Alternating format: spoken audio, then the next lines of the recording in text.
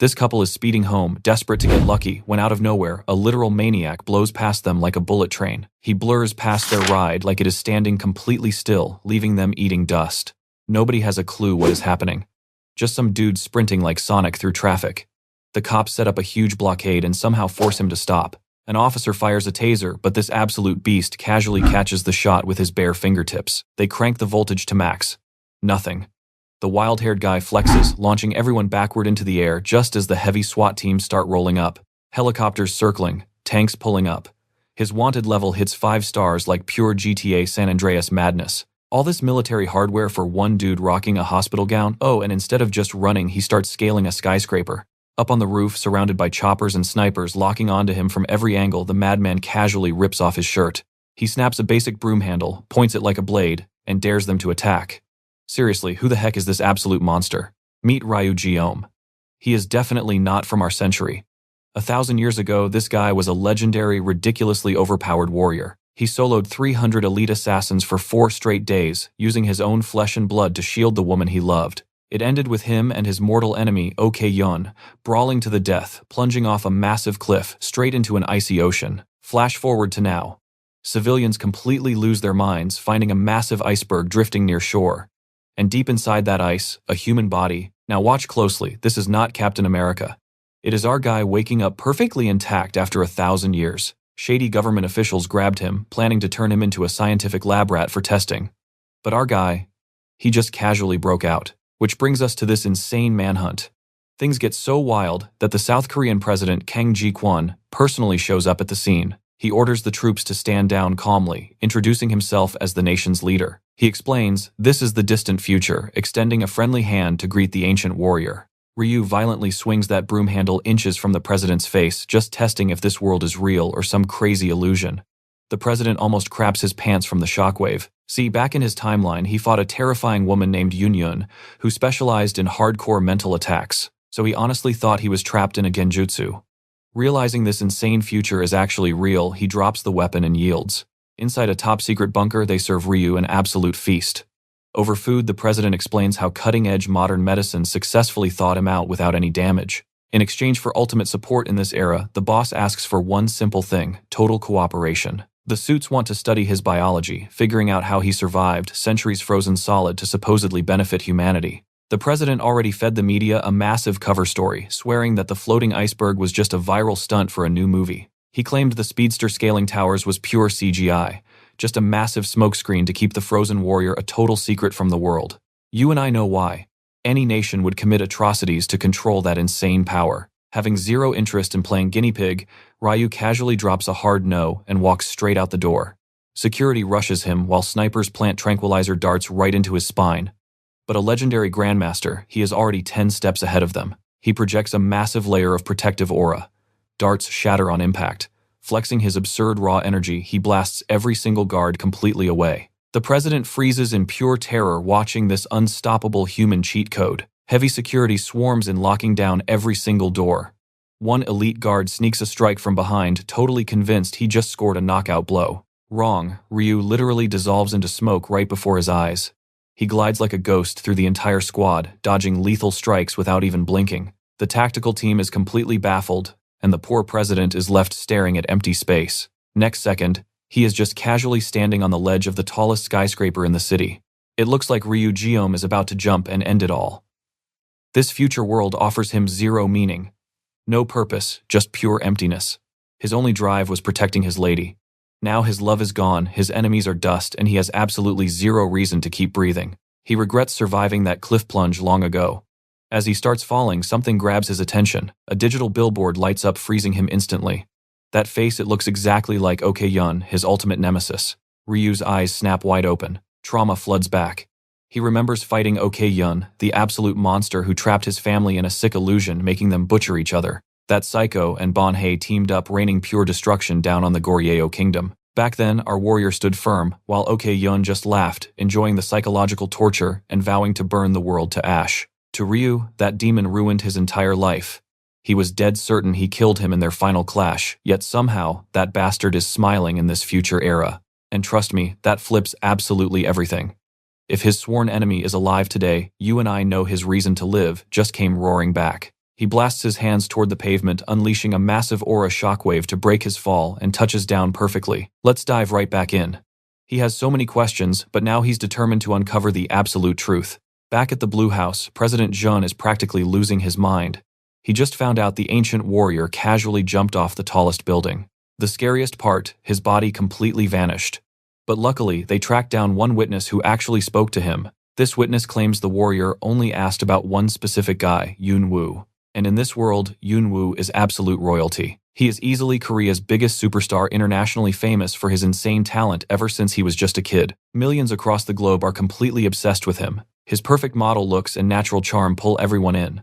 Honestly, his mere presence skyrockets company stocks and boosts Korea's entire global image. Simply put, society views him as the perfect man. But for Ryu Jeon, this makes zero sense. It makes him feel even more completely lost. This perfect celebrity persona is the total opposite of the Okyeon he remembers. So, Ryu Jeon narrows it down to two options. Either this superstar is just a lookalike, or it's really him faking his entire life. Weirdly enough, he's hoping it's the second option. Desperate to meet him right now, he grabs some random kid to lead the way. For a normal kid, that is a wildly unhinged request. You can't just casually walk up to an international celebrity. The kid just stares blankly, probably thinking this guy belongs in an asylum. Then it escalates. Losing his patience, Ryu Jeon releases a crushing aura that shatters every single screen nearby, demanding Yoon Woo's exact location. Absolutely terrified, the kid stammers that the star moved overseas years ago. Ryu realizes his target is totally out of reach, cut all the way to America. The model is eating lunch when a massive guy suddenly smacks him right across the face. The giant screams in English, telling him to back off. But relax, they're just shooting a movie. No real fight is happening here. The director is visibly frustrated. Yoon Woo hasn't been acting his best lately, which is seriously dragging down production. Trying to fix things, Yoon Woo, despite his face already swelling up, asks the actor to slap his other cheek too so they can reshoot it. Now, watch closely, things go completely sideways. A massive chandelier drops from the ceiling without warning. It would have crushed the big actor, but Yoon Woo dives in, saving his life. Staff instantly swarm them. Nobody saw that freak accident coming. Thankfully, they survive, and the big guy is completely fine. But Yoon Woo, not so lucky. His arm takes a brutal hit. Later at the hospital, everyone is completely stunned that he risked severe injuries just to protect a coworker. Fans flood him with endless gifts for his heroism, but Yoon Woo humbly decides to share everything with the hardworking hospital staff. He even apologizes for holding up the movie, though the crew is honestly just glad he survived it all. But suddenly, filming becomes the last thing on his mind when he receives some absolutely insane news.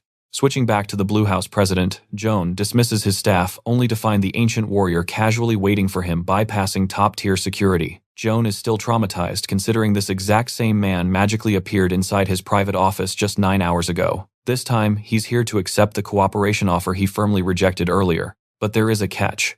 Tossing down a photo of Yoon Woo, he demands the president pull strings to get him in the same room as the superstar. Desperate, Joan agrees to literally anything in exchange for his full cooperation. Ryu Jeon casually mentions that handshakes weren't a thing in his era, but he firmly grips the president's hand anyway. Jumping to the present, Joan knows Ryu Jeon is desperate to meet Yoon Woo.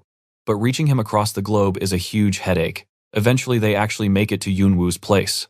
The model is absolutely speechless seeing the actual president standing there with some random guy. Yoon Woo politely introduces himself. Meanwhile, Ryu is perfectly tense, waiting to see if this is really the Okyeon he remembers.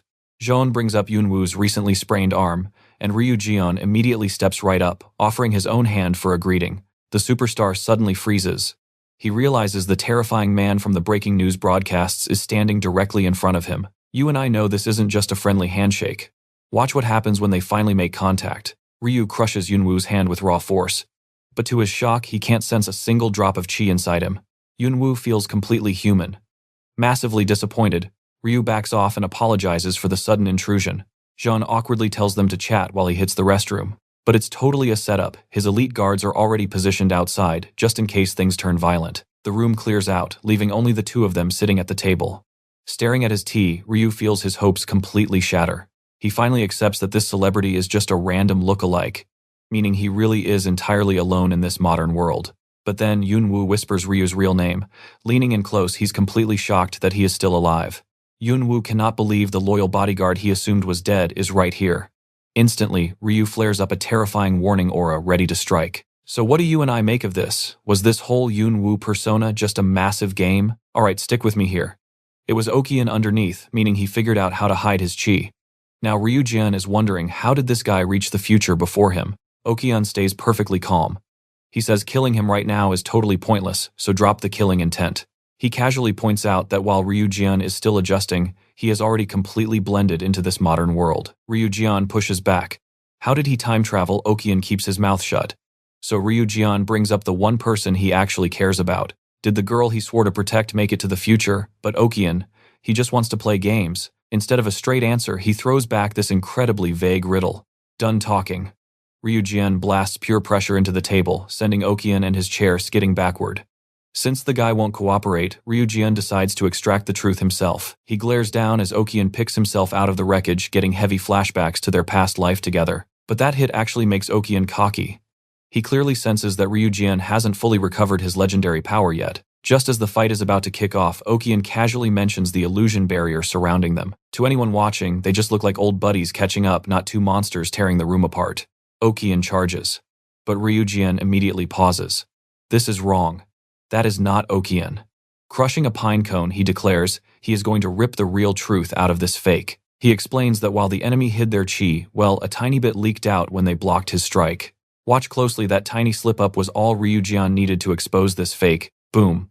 The fake Yunwoo drops the disguise, morphing back into a woman. She's honestly impressed he caught on so fast. It's Yuning. Flashback to the rebellion's final day. Ryujian watched Yuning get cut down and fall. He was absolutely positive she was dead. So her standing here right now, total nonsense. Yuning just laughs at his shock. She brags that the real Okian is basically a massive big shot now. She only stole Yunwoo's identity because her master was tied up with other meetings. Now she is beyond hyped to report his return to Okian. After testing his strength, she thinks taking him down will be a total joke. So she spawns a bunch of clones and sends them swarming at him. Huge mistake. Ryujian effortlessly slices one in half. Tired of her voice, he tells her to shut up. But honestly, he is burning a massive amount of chi, and since he just woke up, he should be running on empty. But that assumption, that's her fatal mistake. Ryujian is a completely different breed of monster. One single strike. All her clones are instantly wiped out. Now she's totally grounded, way too weak to even stand up. You and I both know he killed her back then, a massive wound off a cliff, nobody survives that. Her being here is completely insane. Yuning coughs up the truth, she also thought she was dead. But when she finally opened her eyes, she was right here in the future. Standing right in front of her was a gray-haired guy in a sharp suit. Okian. And he was already helping her adapt. That proves Okian woke up way before anyone else. And since he's her boss, Yuning absolutely refuses to throw in the towel. She lunges, going straight for his eye with a vicious stab, but he perfectly blocks it and just blasts her backward. Barely breathing, she watches Ryujian approach. He calls her pathetic for actually thinking Okian saved her. She claims she has been here a month, but Ryujian points out a horrific detail. When exactly did your body start rotting? She freezes, completely clueless. He rips her shirt back, exposing straight-up decaying flesh. He bluntly tells her Okian didn't save anything. He just cast a cheap spell to delay her death. The second she's useless, she's dead meat. Yuning absolutely loses her mind, screaming that he's completely making this up. Ryujian knows she is clueless about this dark technique, but to him it is literally written all over her body. She is literally just a disposable tool. He rubs it in, saying she gets stuck doing garbage grunt work because she's worthless. That hits her right in the pride. The sheer horror sets in. She's going to die very soon. But Ryujian drops a lifeline only he knows how to save her. Using a completely different kind of chi, he pushes his own energy into her, instantly slowing down the gross decay. That physical proof shatters Yuning. Her master really was going to trash her. Ryujian makes it crystal clear only he or Okian can do this. Time to pick a side. Backed into a corner, Yuning swallows her pride, says she wants to live, and begs for orders. His brilliant plan: become his personal double agent. Cut to the very next second. Yunwoo bursts through the door, screaming for protection from Ryujian. He frantically warns the president to run, leaving the staff completely bewildered. The president goes into full panic mode about this absolute psycho inside and demands answers. Bursting into the room, they find Ryujian standing in the middle of a totally trashed office. He awkwardly apologizes for the mess, promising to pay for the damages. His ridiculous excuse: he was just doing a little stress test. The president ignores the broken furniture and just asks if Ryujian has lost his mind. They frantically check on Yunwoo, worried he is injured. So, what do you and I make of this? Yuning is super annoyed by his crazy antics, but let's be real, his acting is Oscar-worthy. Stick with me here. He still plans to discuss handling Okian with Yuning. Then we flash back to when our young swordsman learned his only real duty. He was trained to draw his blade just to protect the people who mattered. A bodyguard protects them, even if it costs him his life. They drilled it into his head, his life mattered way less than the master he served. But living for someone else gives you an iron will. These guys refuse to die easily. Ryugam wakes up in the lab and panic hits the room as the researchers watch his condition rapidly crash. He swears he is totally fine and asks how much longer the tests will take. But the president orders him to rest, saying they can continue another time. Ryugam agrees to hit pause on the research. Why he has a massive promise to keep. Cut to the next scene. Yun Xiao meets Ryu, annoyed that he showed up so late. She spots someone tailing him but relaxes once she realizes it is just one of the president's guys. They sit for some food, but Yun is totally shocked when he casually orders tons of drinks on her tab. Ryugam just tells her to hush. He is the one asking questions today. He brings up Okian's history and how he got tricked during their final fight. Okian was part of the very family Ryugam protected. Everyone thought he died in an accident, but he faked it to secretly plot a massive rebellion. Yun claims Okian was full of secrets and she just followed his orders blindly. Since she is useless for details, Ryugam asks if anyone else time-traveled to the future. As far as she knows, it is just Yuning Okian and Ryu himself. She scoured the records for others but found zero proof. Then Ryugam learns Okian is currently overseas. Yuning hates his plan to confront him like this, especially since Okian is on a completely different power level now. Ryugam suddenly cuts her off mid-sentence, not because he is bored, but because he spots something totally shocking. Now watch closely. The real Okian is standing right outside the restaurant, staring dead at them. A creepy smile spreads across Okian's face as things get way more interesting. Ryugam stands up, calling this whole meeting completely pointless. He says her job needs stricter rules now. Seeing that man in person just woke up something super important inside Ryugam. He was so obsessed with pure revenge that he completely forgot the only thing that actually mattered. He tells Yuning the girl he swore to protect is definitely alive. To her, that sounds absolutely crazy after checking the records. But his master's voice echoes in his head. His one true duty was protecting the person in his care. So first things first, he is finding his lady. Yuning warns him that is impossible when he forgot her face. But this dude is built different. He grabs a pencil and draws her straight from memory down to every tiny detail. After serving her forever, he assumes it is easy. At least until he proudly reveals his beautiful sketch. And yeah, the drawing is absolute garbage. We cut to Soon, whose friend is annoyed she left her behind.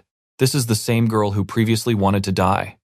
At school, Soon is basically a giant celebrity. She has a fan club of losers who actually think they have a chance. Naturally, those creeps make her friend worry. At the same time, she is secretly jealous of Soon's attention. While they chat, Ryugam and Yun spot them from a distance. Yuning is still mind-blown by smartphones, calling them a massive ocean of information. Ryugam is just thrilled they are progressing. He totally expected this step to take an entire year. He tells Yuning to stay quiet and just observe.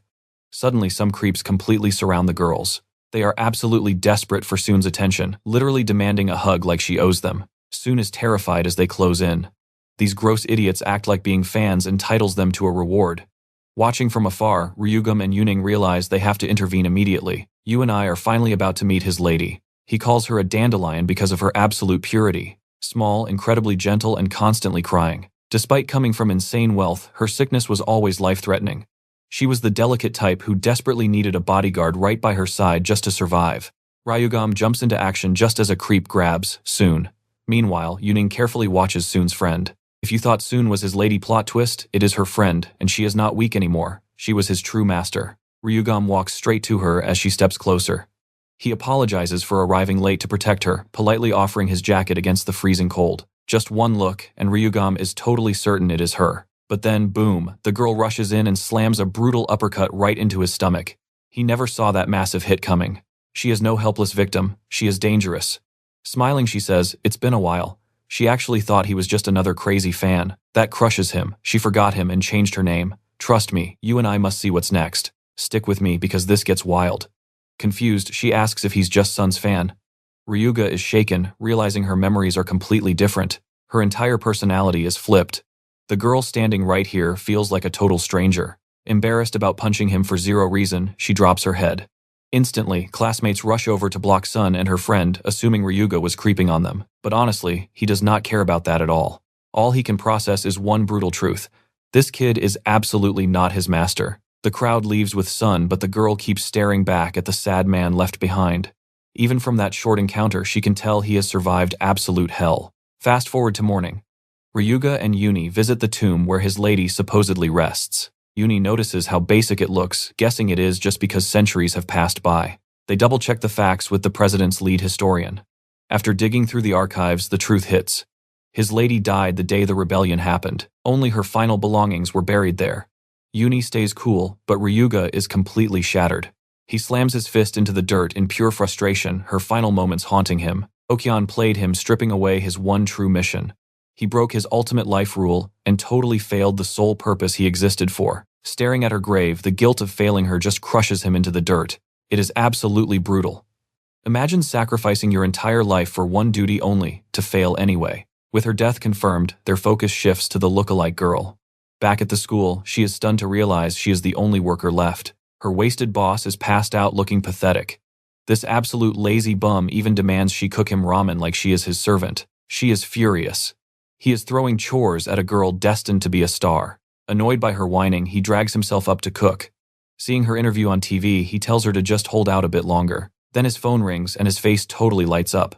Hanging up, he tells Dora the great news. He scored her a meeting with a massive drama production company. Dora's eyes instantly sparkle. This is the big break she has been waiting for. Dora heads out to the meeting, but the shady location gives her totally bad vibes. Still, she just brushes it off as some weird corporate thing. Then the guys inside pressure her to take a drink, completely catching her off guard. Now, pay close attention here because things get dark. This messy room is no interview, and these two guys are acting super creepy. They tell her to chill, claiming it is just a casual intro, not the real audition. She tries playing along, but the second one of those creeps grabs her. Instantly, alarm bells ring. She knows she is in massive danger. Seeing exactly where this nightmare is heading, she jumps up. She refuses to sell herself for anything, not even for an entire massive building. But her brave words do not matter. A second later, she drops from the spiked water. Paralyzed on the floor, she finally realizes they played her with a drugged drink. Meanwhile, Shadok is so miserable he would do literally anything. With Dula knocked out, the creep says they will exploit her dream for profit. Their boss calls in, and they happily report everything is going perfectly. Back at President Jonyu's place, Ryuga stares at the moon. Only one thing matters now, pure revenge. He is going to completely destroy Okyeon's legacy. He will tear it apart until both of them are dead for real this time. Late that night, Yunshai surprises him. Turns out he has been feeding her his chi daily. She is here because she found a massive clue. It is not about Okyeon though. It is about that Dula girl who mirrors his lady. You and I both knew she was suspicious, right? Yunshai dug into Dula's background, and the truth is absolutely shocking. Just like his lady, this girl belongs to the Min family. She is a direct descendant of the master he failed to protect. After tailing her for a bit, Yunshai realized the girl is in serious, life-threatening trouble. Even so, Ryuga doesn't care about some random descendant. He just turns his back because, at the end of the day, she is not his master. Yunshai is furious after doing all that detective work. Suddenly her phone rings, and she realizes she is running completely out of time. Honestly, part of her thinks Ryuga should just let the girl die if he feels nothing. Sitting alone in silence, the broken warrior remembers his most precious person. Her gentle smiles flash before his eyes right up until the rebellion. When danger approached, he begged her to run, but she asked for one final favor. She just wanted him standing right behind her every time she looked back. That memory violently clashes with Dula's face. So what do you think he'll do? Because denying his feelings is about to get impossible. He honestly thinks Doa is none of his business, right? Plus, he assumes someone else is already out there protecting her anyway. Stick with me here because things get wild. Namil actually takes Ryujom in as a total rookie applying for the manager spot. Shockingly, Ryujom bags the job on day one. 0 interview needed. Namil totally ignores his lack of experience and just sends him right out. Then it hits him. Ryujom is literally the only employee left in this place. He even prepared a little surprise, wondering about her meeting. Suddenly, the white-haired dude gets a boss call and completely loses his mind. The guy was in the bathroom for maybe a minute, but in that tiny window, everything crashed and their target totally vanished. His idiot rookie tried grabbing her, and she absolutely wrecked him. Now she's loose, and if she calls the cops, they are completely finished. Even so, the bowl-cut freak sneers that she cannot go far. Those drugs are definitely still kicking in. He's right. Dua can barely walk, dragging herself against the wall. Worse, her phone is back in that room. Calling for help is impossible. Her vision blurs in the hallway, and those scumbags are already sprinting right after her. She prays for her legs to move. This is literally her one chance to survive. The exact second she grabs the handle, they yank her backward. The bowl-cut creep wants to beat her, but she already looks completely shattered. Honestly, they are shocked she lasted this long. Bored now, they start dragging her away. But suddenly the floor vibrates. The whole building starts shaking violently. It's a massive earthquake and Doa spots her lucky break. Watch this part closely. The lights completely cut out, the door swings open and boom, our guy is already standing right there inside. Back at the president's house, he found a note from Kwon Doa. He still has no clue why he rushed all the way here. He easily could have ignored her, yet here he is. Finally, Ryujum just shrugs it off. The simplest answer, he just felt like doing a good deed today. Ice cold, he orders them to drop the girl instantly. The white-haired dude freezes in pure terror. Where did this monster even come from? The ground is still quaking, but Ryujum just casually tosses the guy. He violently bounces off multiple objects before slamming face first into the floor. Next is Bowl Cut Guy. Ryujum shoots him a deadly glare, demanding he let go. Honestly, Ryujum himself does not know why he is so furious. The bowl cut punk bolts instantly after seeing his buddy get wrecked. He sprints to his car, desperately trying to escape, but Ryujum shuts that down fast. He casually reminds the scumbag that nobody gave him permission to leave. The guy helplessly crawls out, while Ryujum demands to know exactly why the girl passed out. He seriously debates just ending this punk if he stays quiet. One final warning. Did they poison her? He violently shoves the car using pure aura. Ryujum needs that antidote right now. Shaking with fear, the guy stutters that it is just a sleeping drug. Ryujum calls his bluff and absolutely crushes the guy's hand. Lie again and your neck snaps next. The bowl cut guy is still panicking when men dressed like straight-up government agents suddenly interrupt the beatdown. They are actually a high-level security squad. They tell the thug to run while Ryujum checks the girl. Without even introducing themselves, their arrogant leader demands they take custody of the kid. You know we're in for a fight here. They threaten him, but Ryujum just smiles and dares them to try it. Remembering their very first meeting, Ryujum makes his choice. He just saved her, so he will take full responsibility for her now. He proudly declares himself her manager. Hey, even if it has only been one day. The bowl cut punk rings his boss. Turns out the boss actually sent these exact bodyguards as a backup plan if things went south. But hearing they ran into Doa's manager, that catches the boss completely off guard. Meanwhile, the guards demand Ryujum prove his actual connection to her. Instead, Ryujum flips it. They need to prove they are trustworthy before he hands Doa over. In his head, these guys scream suspicious. He does not trust them one bit. One guy lunges Ryujum, kicks his stomach, and lands a brutal palm strike, sending him flying. After dropping the dude, he awkwardly wonders, was that too much? The polite act is over. The leader signals the whole squad to jump him. Bad idea. Ryujum absolutely tears through them, strike after brutal strike until he is the last man standing. Stepping over the defeated team, Ryujum senses something shift. The angry team leader is finally stepping up to fight him face to face. Finally, Doa wakes up. Seeing she does not recognize these guards, Ryujum softly tells her to close her eyes. Then he gathers power for one massive strike. In a flash, the entire team is blown backward, dropping like bowling pins from Ryujum's absolute explosion of power. Doa is completely speechless. All she can think is that this guy is insanely overpowered. Cut to the next scene, she is safe with her boss. He immediately realizes sending her completely alone was a massive, terrible mistake. So what do you and I take from this? Never let a big corporate name fool you. Stick with me. You and I are about to see how close Mindula came to absolute disaster today. Her boss is absolutely furious, ready to hunt down the attackers. But she quickly shuts that reckless idea down. One guy versus a massive corporation, no chance. She wants to expose them too, honestly. The reality, they are way too weak right now. Complaining loud wouldn't change the fact they'd lose. So she begs him to drop the pointless fight. She would rather play the long game for revenge. For now, the focus is thanking the absolute beast who saved them. She literally drags her boss over to a totally bored Ryujin and makes him speak. The boss offers a reward, but Ryujin only cares about gulping down sugary drinks. Mindula is completely smitten by his crazy strength, thinking he would make the ultimate celebrity manager. Since they met before, she playfully asks if his old crush was as pretty as her. Meanwhile, the boss accidentally interviews him and discovers he is basically jobless. Mindula is totally stunned by this.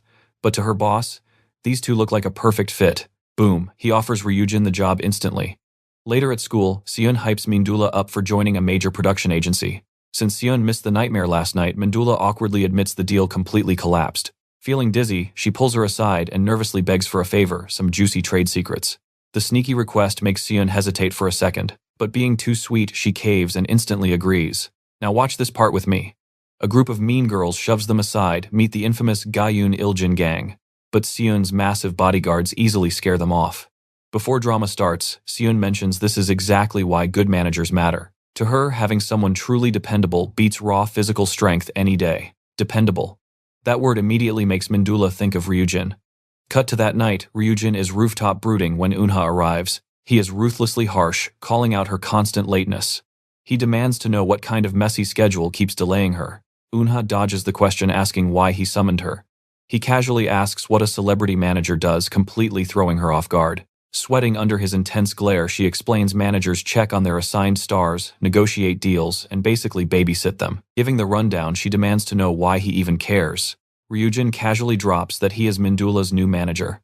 She is completely shook, especially since he rejected her recently. She literally curses him for flip-flopping, swearing she saw this annoying twist coming. Plus, he learns some juicy info from her. Meanwhile, a battered emergency team member tells his boss this mysterious guy ruined their entire mission. Back on the roof, Ryujin tells Unha about thrashing those goons while saving the idol. He knew immediately they were built different, taking lethal hits and still popping right back up. Back with the enemy boss, he launches a punch that obliterates the wall, a brutal reminder they are far from normal humans. Failing a mission this crucial is an absolute unforgivable humiliation for their elite crew. Here is where we need to pay attention. In this modern world, martial arts and chi shouldn't even exist, yet he felt real chi from those thugs. Now the enemy boss is hyped and wants to meet this mystery powerhouse himself. Unha absolutely freaks out at Ryujin's words. She asks if he is joking while he wonders why she is trembling. He realizes she definitely knows a massive secret. Unha's eyes go completely wide. She freezes, recalling Okan, claiming internal chi vanished. If true, this is impossible, proving Okan has been playing her this whole time. This flashes her right back to her tense meeting with present-day Okan. Over 800 years, everything shifted. Humanity lost a core physical function. Now high-tech science rules the earth. Instead of ancient martial arts, he hyped up modern science's power. To him, chi was totally obsolete in a digital age, but that makes her surviving so long incredibly suspicious. Ryujin admits he felt weird, unnatural chi, so maybe he is wrong. That is exactly why he needs to investigate those thugs. Then he casually leaps off the building. Hitting the ground, he fades into the shadows for answers. Next day, we hit Korea's elite academy. Yongjin High is government-backed and basically runs like a college packed with insane elite programs. This is Mindula's turf. Unfortunately, it is swarming with spoiled rich brats like those three bullies. Unlike them, Mindula got in purely by luck. Naturally, she gets totally bullied just for existing here. They even insult Seun like she is trash. Mindula snaps back, wanting to punch Sujin, but the toxic boys just pile on the heavy abuse. With no way out, trust me, you are going to love the insane payback coming next. The whole class is going crazy over today's new transfer student. The teacher walks in instantly, ordering everyone to take their seats. Because this teacher has crazy high standards, they are all totally expecting a girl. Stick with me, you and I are about to watch Chuk Ryujium shock everyone, especially Doa. Looking way too good, let's rewind to his president meeting. He demanded to enter this high school to learn how this modern world actually works. So, the president tossed the headache straight to the National Intelligence Service director. Since his age checked out, he got the green light. Now he is standing in class and every single girl is instantly swooning over him. Even the guys are staring, thinking he looks like a straight-up movie star. Doha completely cuts through the chatter, introduces himself, and compliments Ryujium's insane build. But the response he gets? Pure ice. Ryujium casually claims he built that body by taking heads. Yeah, literally cutting people down. Oh, and that nerd who mentioned Yeonwoo earlier, he is in this exact same class. The poor kid is basically vibrating with fear, while Yeonwoo just laughs, calling Ryujium a walking anime trope. That kid looks absolutely terrified that this guy might actually destroy the entire school. Meanwhile, Ryujium glances over and finally spots Doa. She desperately signals him to step outside for a chat. He follows her out and she immediately demands to know why he is here. Watch closely, because this is where it gets interesting. She demands to know his true identity. But before transferring, Ryujium was strictly warned to keep his real past a total secret. They completely coached him for this exact interrogation, so he drops the perfect rehearsed excuse. He claims he got in via special admission. Plus, he is her new manager, basically a glorified bodyguard. With dangerous enemies tracking her, he needs to stick close to protect the star. But honestly, that just makes her super uncomfortable. She orders him to drop the bodyguard act at school before they both get busted.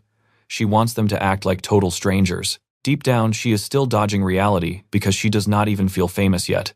She stands there flustered while Ryujium literally vanishes like Batman. Meanwhile, some classic school bullies are shaking down a nerdy kid for cash. He actually refuses, so they deliver a brutal punch straight to his gut for defying them. That strike drops him instantly. Jael rules this classroom like an absolute tyrant, and everyone is terrified. Walking over, Ryujom wonders what all the fuss is about. The reason he vanished earlier super simple. He actually sensed a trace of chi. Now, Jail has the poor kid kneeling as he steals his cash. The weak boy explains that Jail literally collects taxes from the entire class. Backed by his insanely powerful family, this guy treats the whole classroom like his personal playground. He actually calls himself a king, and that word instantly triggers Ryujom. He is totally disgusted that someone this weak dares to use that title. You and I knew this was coming. Jail hears it all, and Ryujom sarcastically apologizes. Jail obviously takes this as a direct threat to his throne. One of his loyal goons steps up thinking he can easily handle Ryujom. Jail shoves his own guy aside. He sticks out his jaw, daring Ryujom to hit him. Such a bad move. Super annoyed that Ryujom is not flinching, Jail pulls his fist back. The weak kid is absolutely stunned this chaos is happening on day one. Right before the fists fly, the teacher steps in, completely ruining Jail's fun. He warns them to take their little brawl outside of school grounds. Jail angrily warns Ryujom that his school life is officially over. He is talking big, acting like he will absolutely destroy him. Ryujom, honestly, just looks confused. Later in the cafeteria, he tries sitting with some students, but they immediately panic and run away. Literally, no one wants to be caught with him and end up on Jail's hit list. With the table totally empty, the bullied kid timidly asks to sit.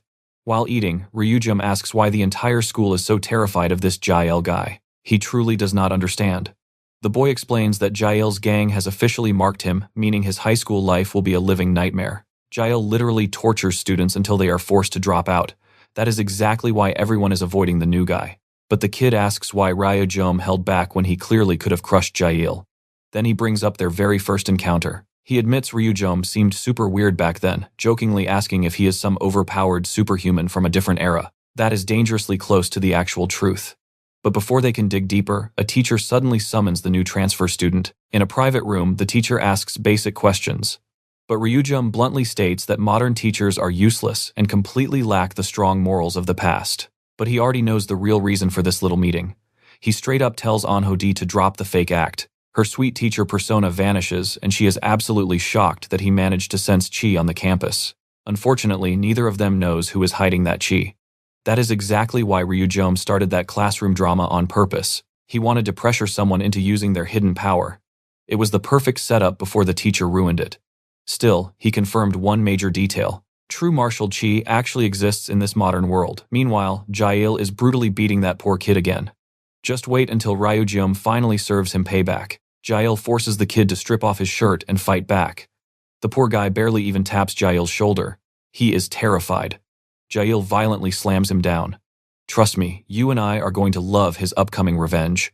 Let's jump in. You and I are watching these goons realize Ryujom actually talked to their new victim Junho earlier. That's the exact reason for this cruel punishment.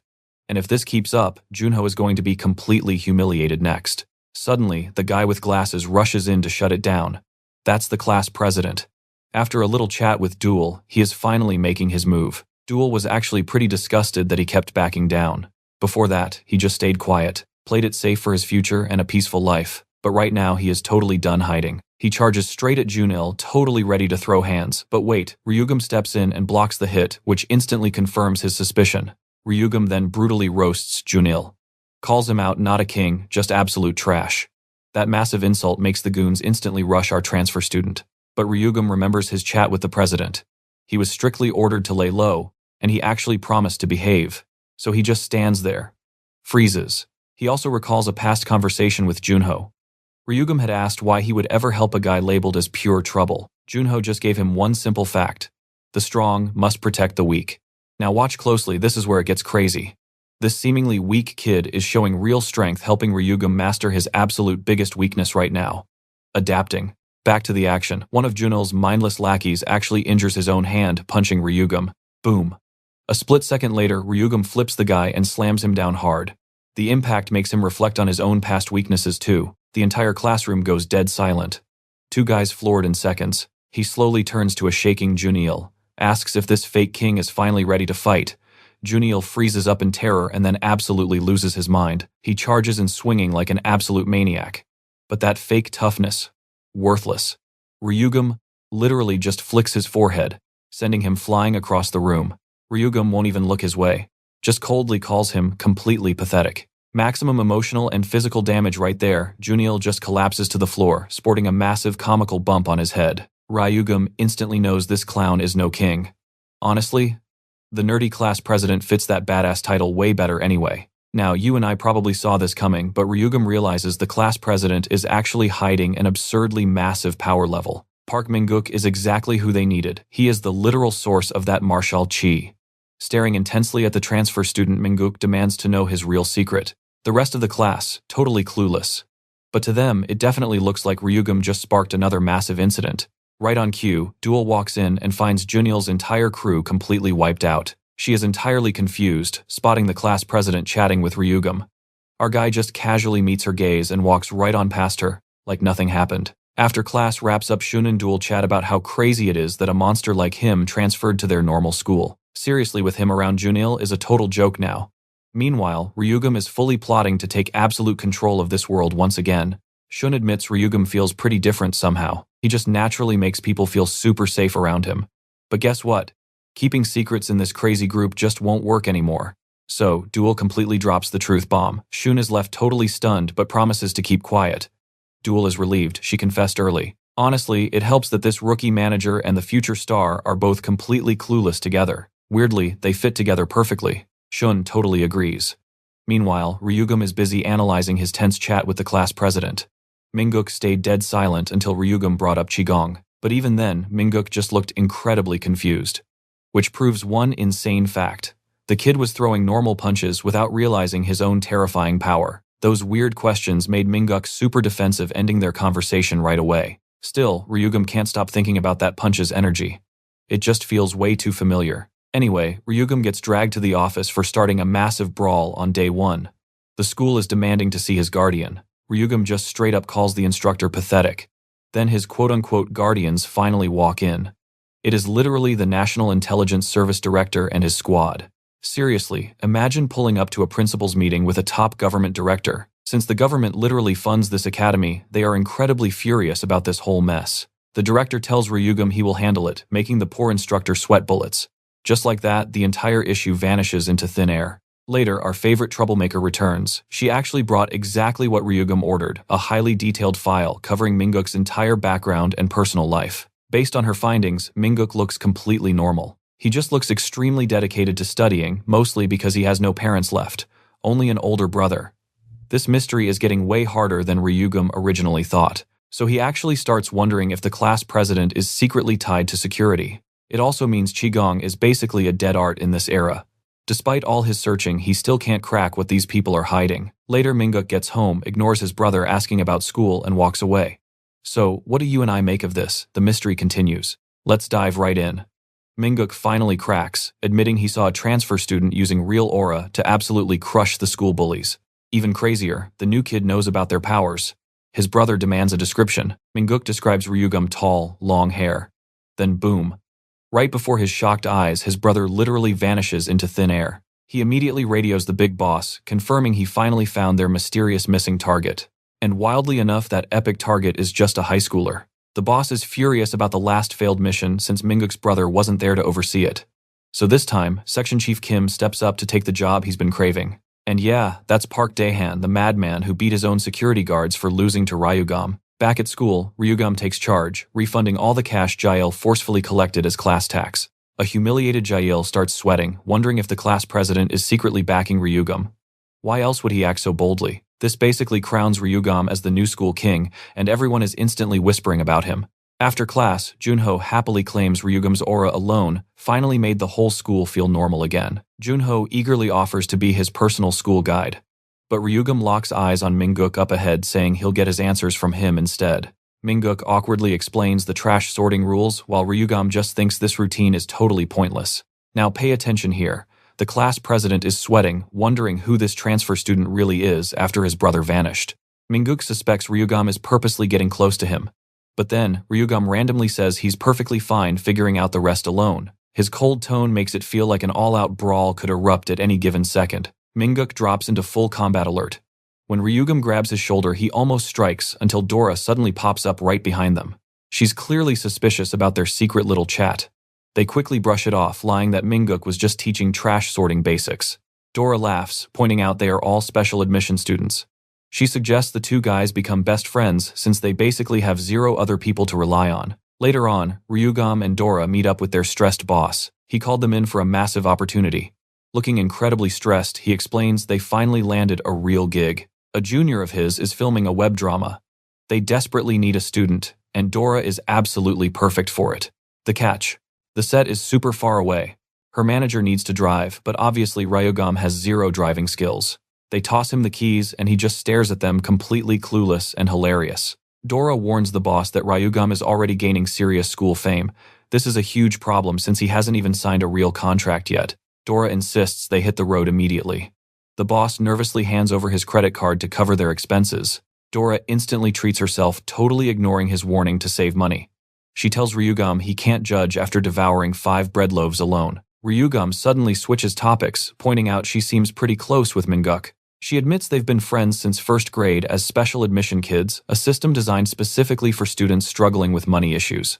Sure, it got them into the elite academy, but it also dragged them into a totally miserable school life. Still, the class president stayed tough, heavily inspired by his older brother, who works in the security business. Dora gets slightly annoyed that he's asking about Minguk instead of her.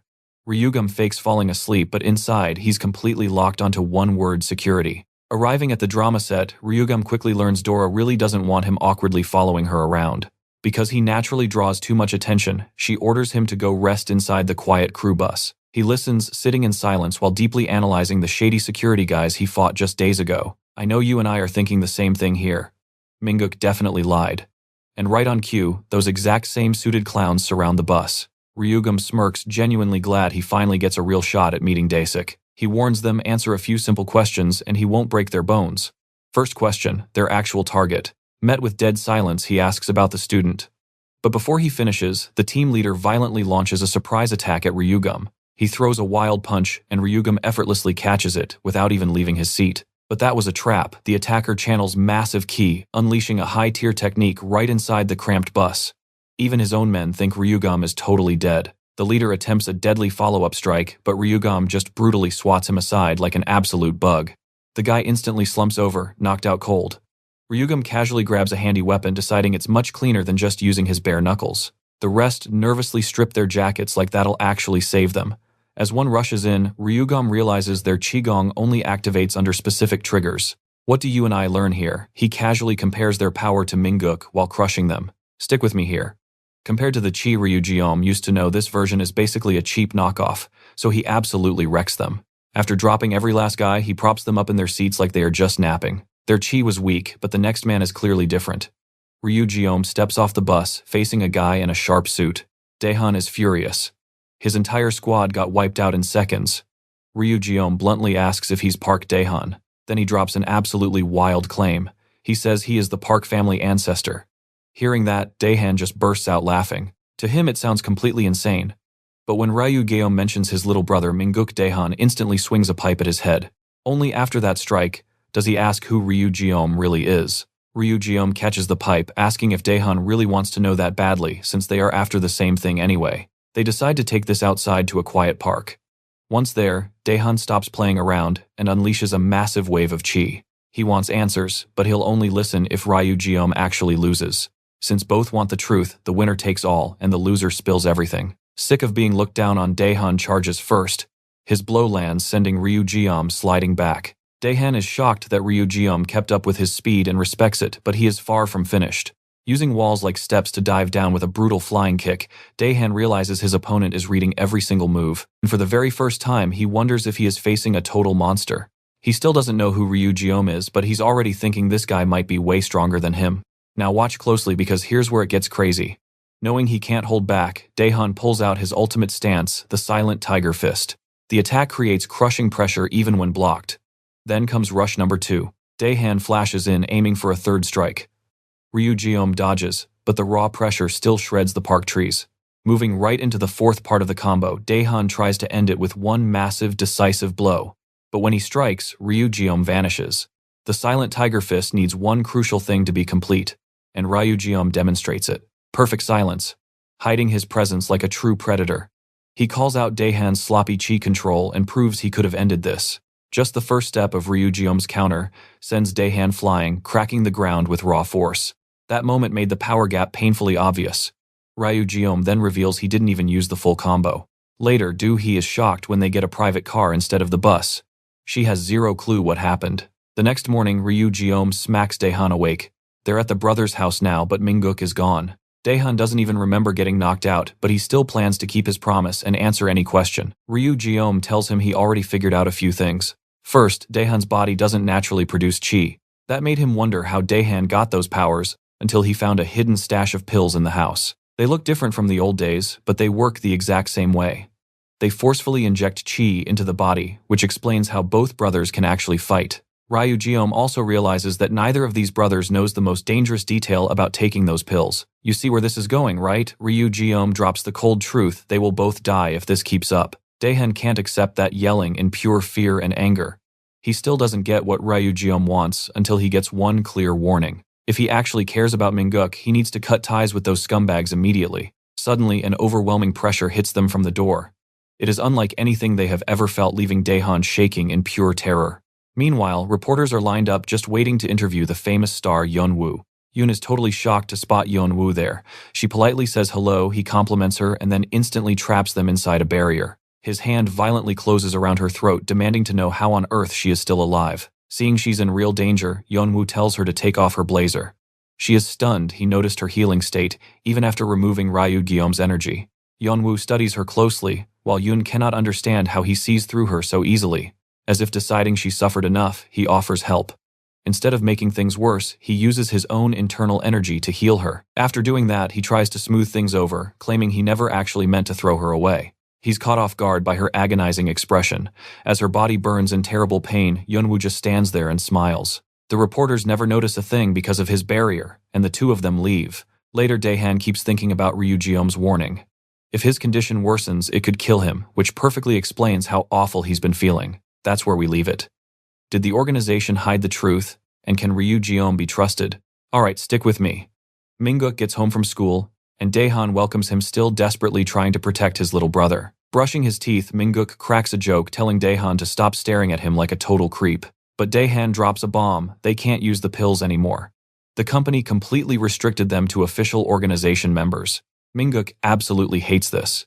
He needed that power for a huge evaluation, but Daehan refuses to keep taking wild risks. Suddenly, Minguk gets a massive nosebleed. A harsh reminder of the awful cost of those pills. Daehan panics, completely losing his temper and yelling at him to be careful. Minguk is just confused by his brother's intense reaction. High schoolers get nosebleeds right. Anyway, we cut to the head of CK Shield casually eating dinner while reviewing their newest product formula. This new upgrade is wildly stronger and delivers incredible results. They even brought in expert fighters to test it out. And those experts, totally crushed by a guy who was barely surviving. The Cheong pills are just that broken, and the company fully expects their market value to absolutely skyrocket. This boss is Jo Il, the director. Joanne is sitting in on this meeting too. Shocked by what he sees, the director notes rapid physical recovery and booming sales. Buyers are begging for more because a single dose works instantly. This stuff is ready to completely shake up the entire medical industry, hiding behind the name of a simple vitamin injection. Everything is going perfectly. Now watch closely, because the boss orders Daehan to report on the guy he was supposed to crush. Daehan freezes, remembering getting utterly destroyed. Since he can't admit his embarrassing defeat, he straight up lies, saying he handled him privately. At least that buys him a little time. The boss sends him back to his post as we shift back over to Minguk. Minguk is getting super annoyed because Ryu Jeom keeps hovering around him all day long. Ryu Jeom plays it cool, claiming it's just a coincidence.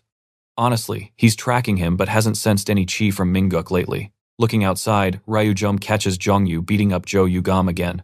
The bully is taking his anger out on the poor kid after Ryu Jeom humiliated him. Jo Yugam gets shoved to the dirt, brutally reminded that this miserable life is his reality.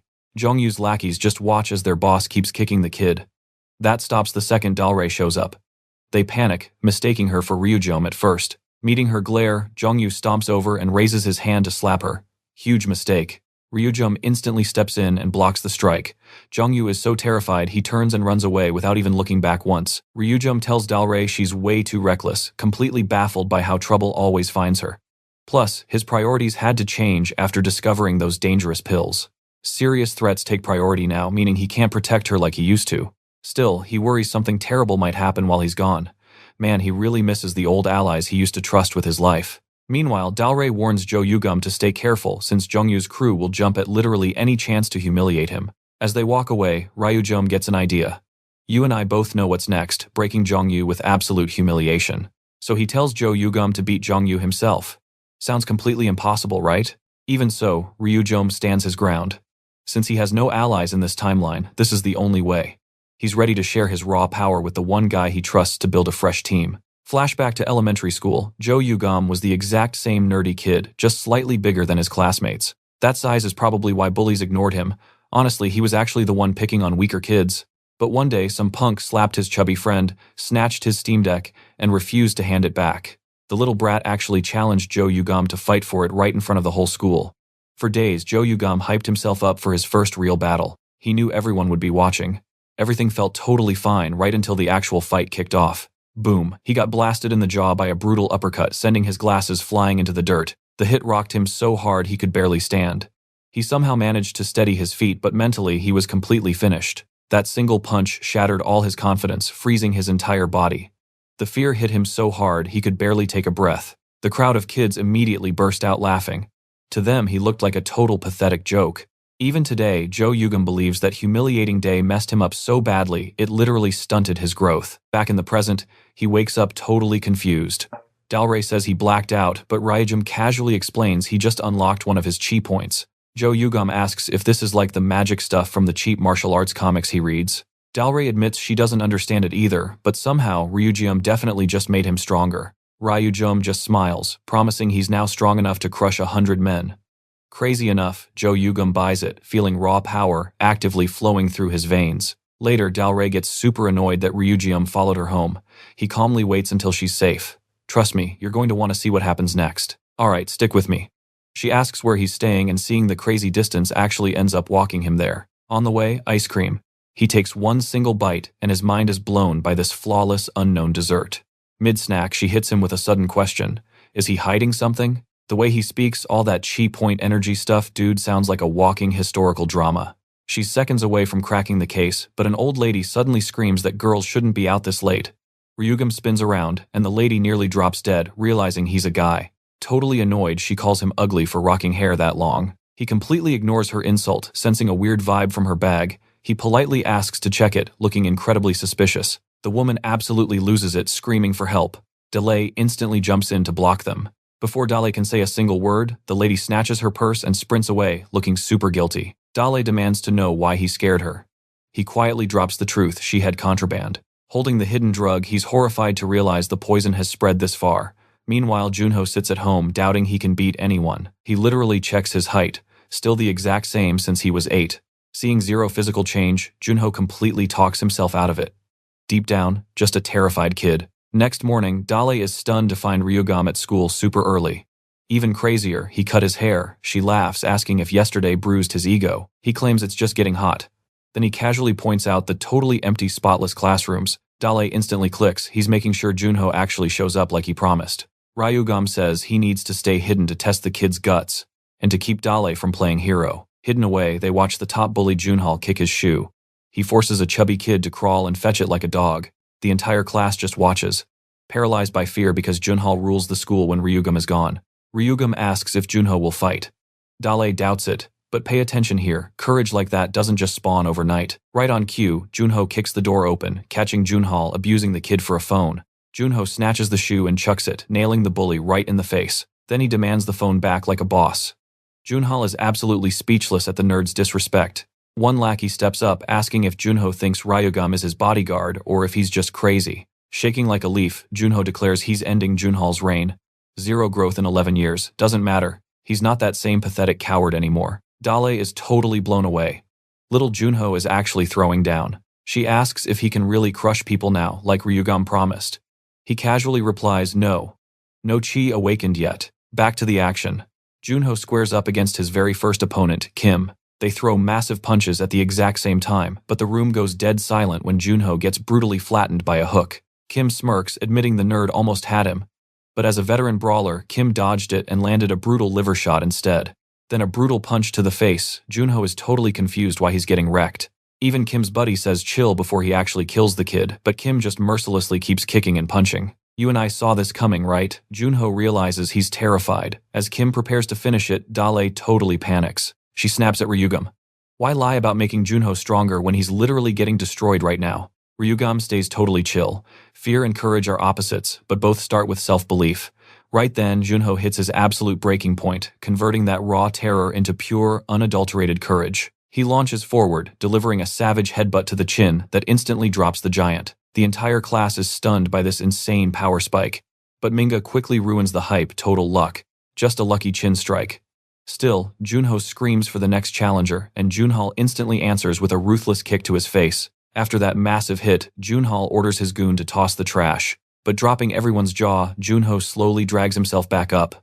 Not done yet. Ignoring his broken body, he charges the top dog and eats a devastating knee right to the chest. Junhal slams him into the lockers, hammering his face relentlessly. He taunts Junho, asking if his brain stayed small with his height. The whole class watches in horror as Junhal mercilessly beats and roasts him, ensuring he never dares to stand again. Finally, Ryugam steps in, stopping the massacre. He flat out tells Junho he can't beat this guy yet. But Junho grins, asking if that chi point stuff was fake. And that's where we leave it wild, right? Stick with me, you and I are about to see this kid snap. He takes the hits, but tells Ryu to back off. His fight. He takes his stance again, not even close to done. Seeing that Ryu flashes a proud smile and pats his shoulder, Junho is literally standing there processing the disrespect right before a massive punch smacks him square in the face. Siwoo smoothly dodges the counterattack brain, moving at lightning speed for his next play. Junho snaps, calling him an idiot, and drives a brutal knee into Siwoo.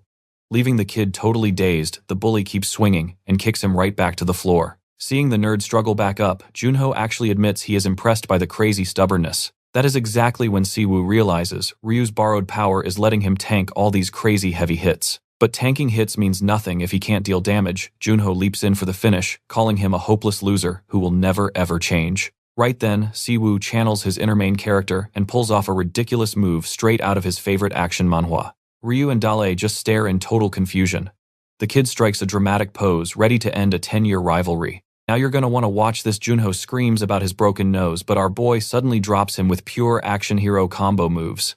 To finish the job, Siwoo grabs Junho by the head and slams him into the dirt. The entire class is dead silent, shocked that the absolute underdog just destroyed the school's top fighter. For the very first time, Siwoo realizes that strength was always inside him. He just needed to believe in himself. Later, Siwoo heads up to the roof, holding his bruised face. Looking around for whoever called him, a sudden voice from above stops him cold. Looking up, he spots Ryu and instantly yells out, "Master Ryu," is just completely confused. Siwoo says it just feels right and pledges his loyalty on the spot. Ryu hops down, circling the kid like a curious cat. Ryu says the kid's energy looked like chi at first, but now feels totally different.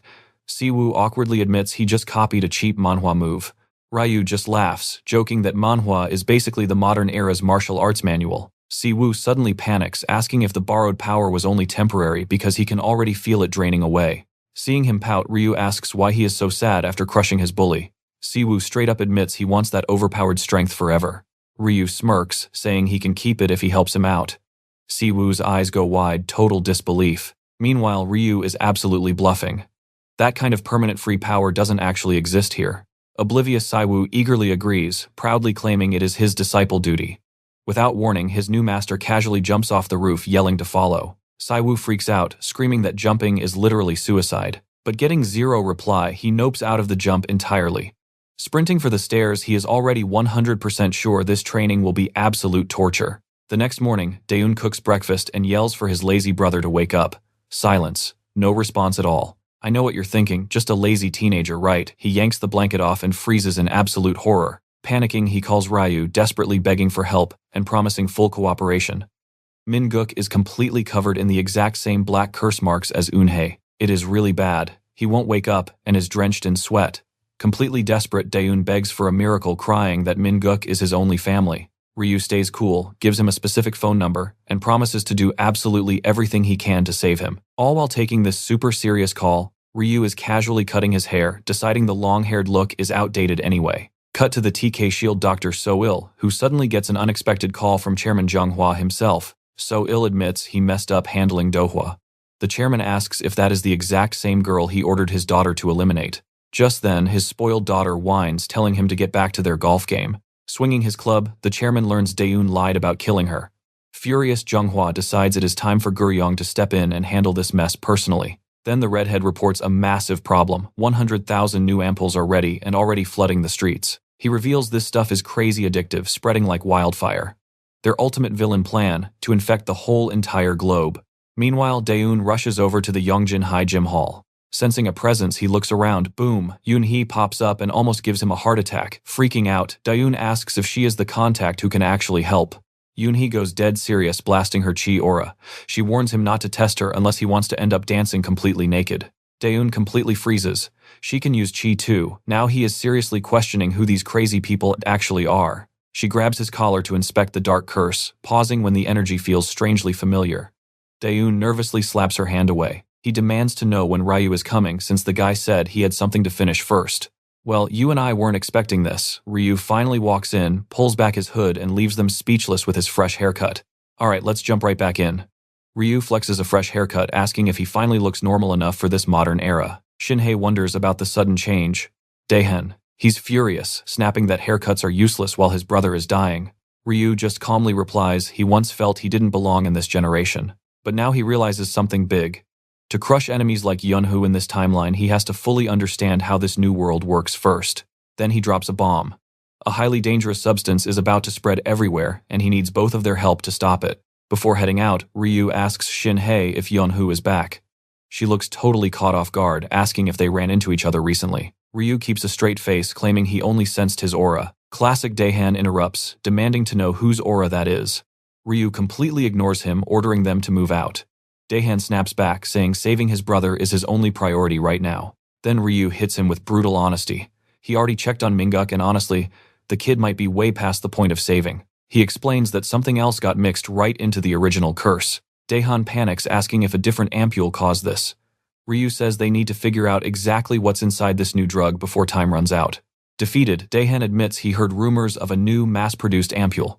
Way stronger effects but ridiculously high risks. He begs to know if finding it can save Minguk. Sensing the guy's growing doubt, Ryu flat out tells him that no human hospital on Earth can cure Minguk. To prove his point, he taps where Daehan's mark used to be. Instantly, the cursed rotting skin turns completely normal again. Overwhelmed, Daehan thanks him. Finally believing his brother actually has a fighting chance, the three of them sit down to strategize. Shinhei asks if Ryu even knows where to find this new ampule. He admits intel like that is incredibly rare, and only active shipping routes leave any kind of traceable trail. When Shinhei suggests jumping the higher-ups directly, Ryu simply pulls out a sample ampule. He declares their true mission is destroying the supply. Those higher-ups, probably just puppets working for an even bigger boss. Daehan totally agrees it's too early for a direct attack. Instead, he volunteers to dig up some inside information. Shinhei clearly hates this risky plan. But then Daehan admits there's still one massive detail he's been hiding. What he reveals next, you're not ready. Even Ryu is left completely stunned. Next morning at school, the teacher gets ticked off over a sloppy morning greeting. He asks for the class president, but a student says he's absent. The whole class is stunned since Minguk never skips. Daehan is also missing, leaving Yunhu wondering if he's just too embarrassed to show his face today. Later up on the roof, Dahi kicks the door open. She furiously corners Ryu, demanding to know if he's hiding something about Minguk. Because Minguk wouldn't stay home, even on his deathbed. Ryu plays dumb and claims ignorance, but she immediately calls him out as a liar. He smirks, asking if she's worried. Then he promises Minguk will be back before she knows it. In reality, the last time Ryu checked on Minguk, he pumped his body with chi. It stabilized the nasty curse, sure, but he couldn't wake the kid up. He knew Minguk could potentially stay comatose for months. So when Ryu promises a quick return, Dahi smells a rat and grills him. Suddenly Ryu senses footsteps. He covers her mouth in a flash, warning her that someone is coming.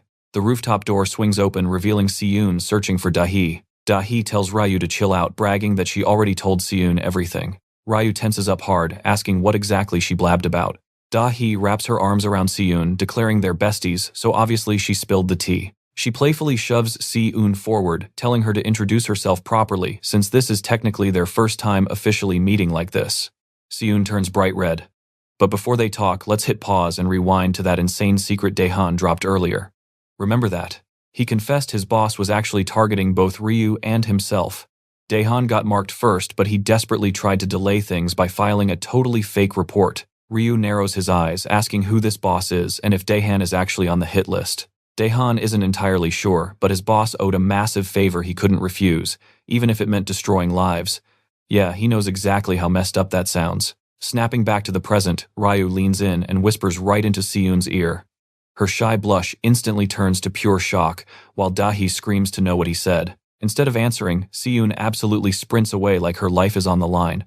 Seconds later, Shinhei casually strolls onto the roof. Ryu gets straight to business, asking if she found intel on Daehan's mysterious boss. Specifically, if the guy's last name happens to be Choi. Shinhei confirms it, completely shocked that he already guessed it. Ryu's gaze instantly turns ice cold. She asks if he remembers a guy named Choi Yong from the past. Ryu nods, remembering that absolute monster perfectly. Choi Yong was a loyal dog who served Yeonwoo back in the OK-Yeon days. Shinhei reveals that same beast is currently posing as a wealthy chairman named Choi Yong-woo. Cut straight to the devil himself, Choi Yong-woo. He's shamelessly lounging around, stomach growling, barking at his terrified goons to bring him food before he snaps. Meanwhile, walking home, Dahi's patience runs dry. She practically begs Ryu to tell her what he whispered to make Siyun run away like a total maniac. He won't tell. "What do you think?" he said. "Guess we'll see. Stick with me here." He finally drops the bomb. All her bullying was Siyun's fault. Dara goes completely numb. At first, she denies it. But slowly, the brutal reality sets in, and it shatters her. She takes off running, tears falling, telling him she needs to walk alone from here on out. Flashback time. Dara remembers sitting totally alone on those school stairs. Then Siyun suddenly calls her name, smiling and asking if they could be friends. Dara actually warned her away, saying she had zero to offer.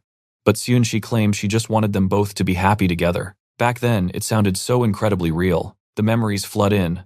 All those tiny moments sharing lunch, shopping for cute clothes, and screaming their lungs out at the karaoke bar together. Then Siyun snaps back to harsh reality. She realizes just how far she has fallen from that special bond. Walking up the stairs, Siyun remembers Ryumin screaming about hating Dara. She literally cringes and facepalms so hard. How did her life become this massive mess? She quietly curses everyone. Meanwhile, Chanel and Jongwon discuss their next big move. The chat gets cut short.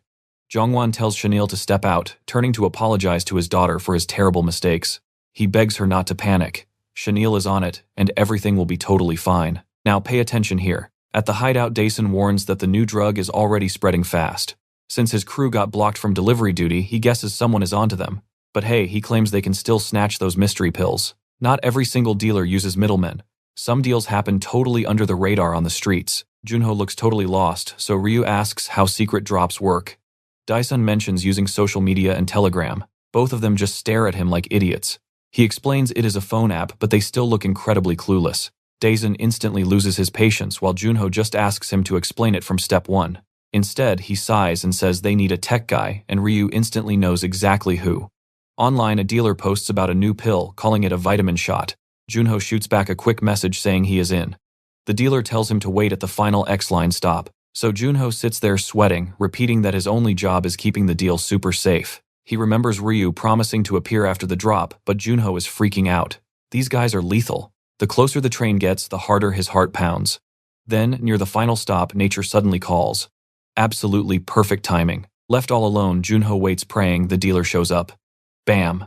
The door swings open and a sketchy thug orders him to come closer. Assuming this is the guy Junho notices, the dude refuses to make eye contact. Playing it cool, he walks up with the cash. But the thug suddenly yanks his hand back at the last second to answer his phone. You and I both know this is bad. Junho hears the guy cancel the deal on the director's orders. His stomach completely drops. He instantly knows this is a trap. The thug gestures him closer. Junho panics, wondering where his master is. He literally bolts, hoping to just buy some time and survive. But stepping into the next train car, his heart sinks. Game over. Another massive guy blocks his path, completely trapped. Then a super familiar voice cuts the silence, making Junho freeze in place. It is Daesun, calmly claiming he is an ally. Junho finally exhales. Mingguk's brother is here, he has to be safe now, right? That relief lasts exactly 1 second. Daesun violently grabs his collar, asking the thugs if this little punk was causing them any trouble. He slams Junho against the wall, totally scolding the thugs. He claims he was napping nearby and missed that this was Team 2's turf. Junho is mind-blown, completely lost on who is actually on which side. Daesun glares at the thug, asking where his proper greeting is. The terrified guy instantly bows down and starts apologizing like crazy. That pathetic apology just annoys Daesun more. Meanwhile, Ryu is literally wandering the subway like a lost toddler, trying to figure out his grand entrance. Back inside, Daesun pivots. He orders the thug to hand over the new pills, claiming he is rushed. But the guy says Team 3 is not cleared yet. Daesun acts perfectly cool and fishes for info. He smirks, saying Team 3 gets them tomorrow anyway, so where is the stash being hidden? The thugs hesitate.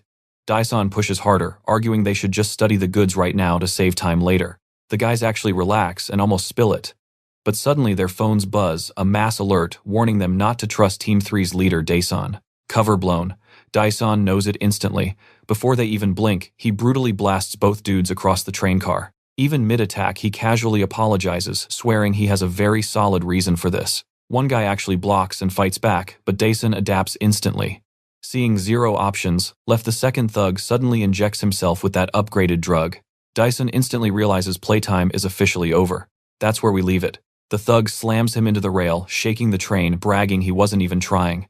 Daesun just grins, calling Team 2's adaptability truly impressive. Stick with me, you and I are about to witness a wild brawl. The thug staggers up, bragging that while they cannot beat Team 1, they absolutely crush Team 3. Daehan is completely shocked this guy is still standing. Meanwhile, the thug just laughs, mocking Team 3 for missing out on the brand new booster pill. He pulls out another syringe, but nope, before he can even inject it, Daehan blitzes forward and completely shatters it in one lightning-fast strike. Trying to shut this down fast, Daehan warns the guy to stop underestimating his squad and charges right back into the fray. But before he lands, the finisher thug number 2 grabs him from behind, mocking Daehan for being an absolutely pathetic team leader. Daehan just grits his teeth, violently breaks loose, and launches a brutal uppercut kick straight into the first guy's jaw. Without stopping, he flips into a clean bicycle kick. But the second thug tanks it. Caught off guard, Daehan gets blasted right into the wall by one massive punch. Watching all this, Juno blurts out that he seriously cannot believe Daehan is a team leader. Daehan just screams at him to run and hide in the next train car. Panting heavily, Daehan analyzes the mess. He knows the harsh truth: he has zero drug boosts to rely on here. Both thugs inject more syringes and literally vanish. Before Daehan can blink, they instantly reappear right behind his back. A brutal strike sends him flying. The savage beatdown keeps going until the train car windows are actually shaking and cracking. Don't blink now. They move in for the kill, but Daehan is still standing with glowing eyes. Too late, they realize he used a syringe too. Grinning like a madman, he steps up and ends the entire fight with one devastating blow. Juno just stands there, totally frozen. He cannot wrap his head around how the guy getting stomped is now the only one left standing. Later that night in the mountains, Ryujang and the crew keep the surviving thugs alive for an interrogation session. Daehan sighs, heavily worried he will definitely get fired if Ryujang keeps making chaotic messes. Ryujang just shrugs it off, admitting that Subway Brawl was way tougher than expected. Juno points out he totally warned him, but Ryujang ignored it. Then he casually asks if Daehan's job would be safer if they just offed the thugs after getting answers. Daehan completely loses it, screaming that he is absolutely insane. Juno nervously asks if he should bounce, but Ryujang orders him to stay and watch the questioning unfold. Daehan insists they need to work super fast. If these guys stay missing, people will get suspicious and spark even bigger problems. Plus, he bets these guys would not talk even with a literal blade at their necks. But Daehan just smirks. They have the perfect specialist. Right on cue, Yuna struts in wearing a bold outfit and confidently drops right onto one thug's lap. She asks if doing this in front of everyone is really necessary. Ryujang orders her to use her illusion magic fast. Smiling, she strokes the thug's cheek, whispering they are about to have some fun. Inside his own mind, the guy desperately flashes back to all the brutal missions he survived, using those bloody memories to harden his mental defenses. You and I know the drill. He falsely believes nothing can ever make him betray his beloved syndicate. But when Yuna activates her charm, he instantly slips into a soft, hazy dream world. Confused, he suddenly wakes up in bed, only to find Yuna straddling him.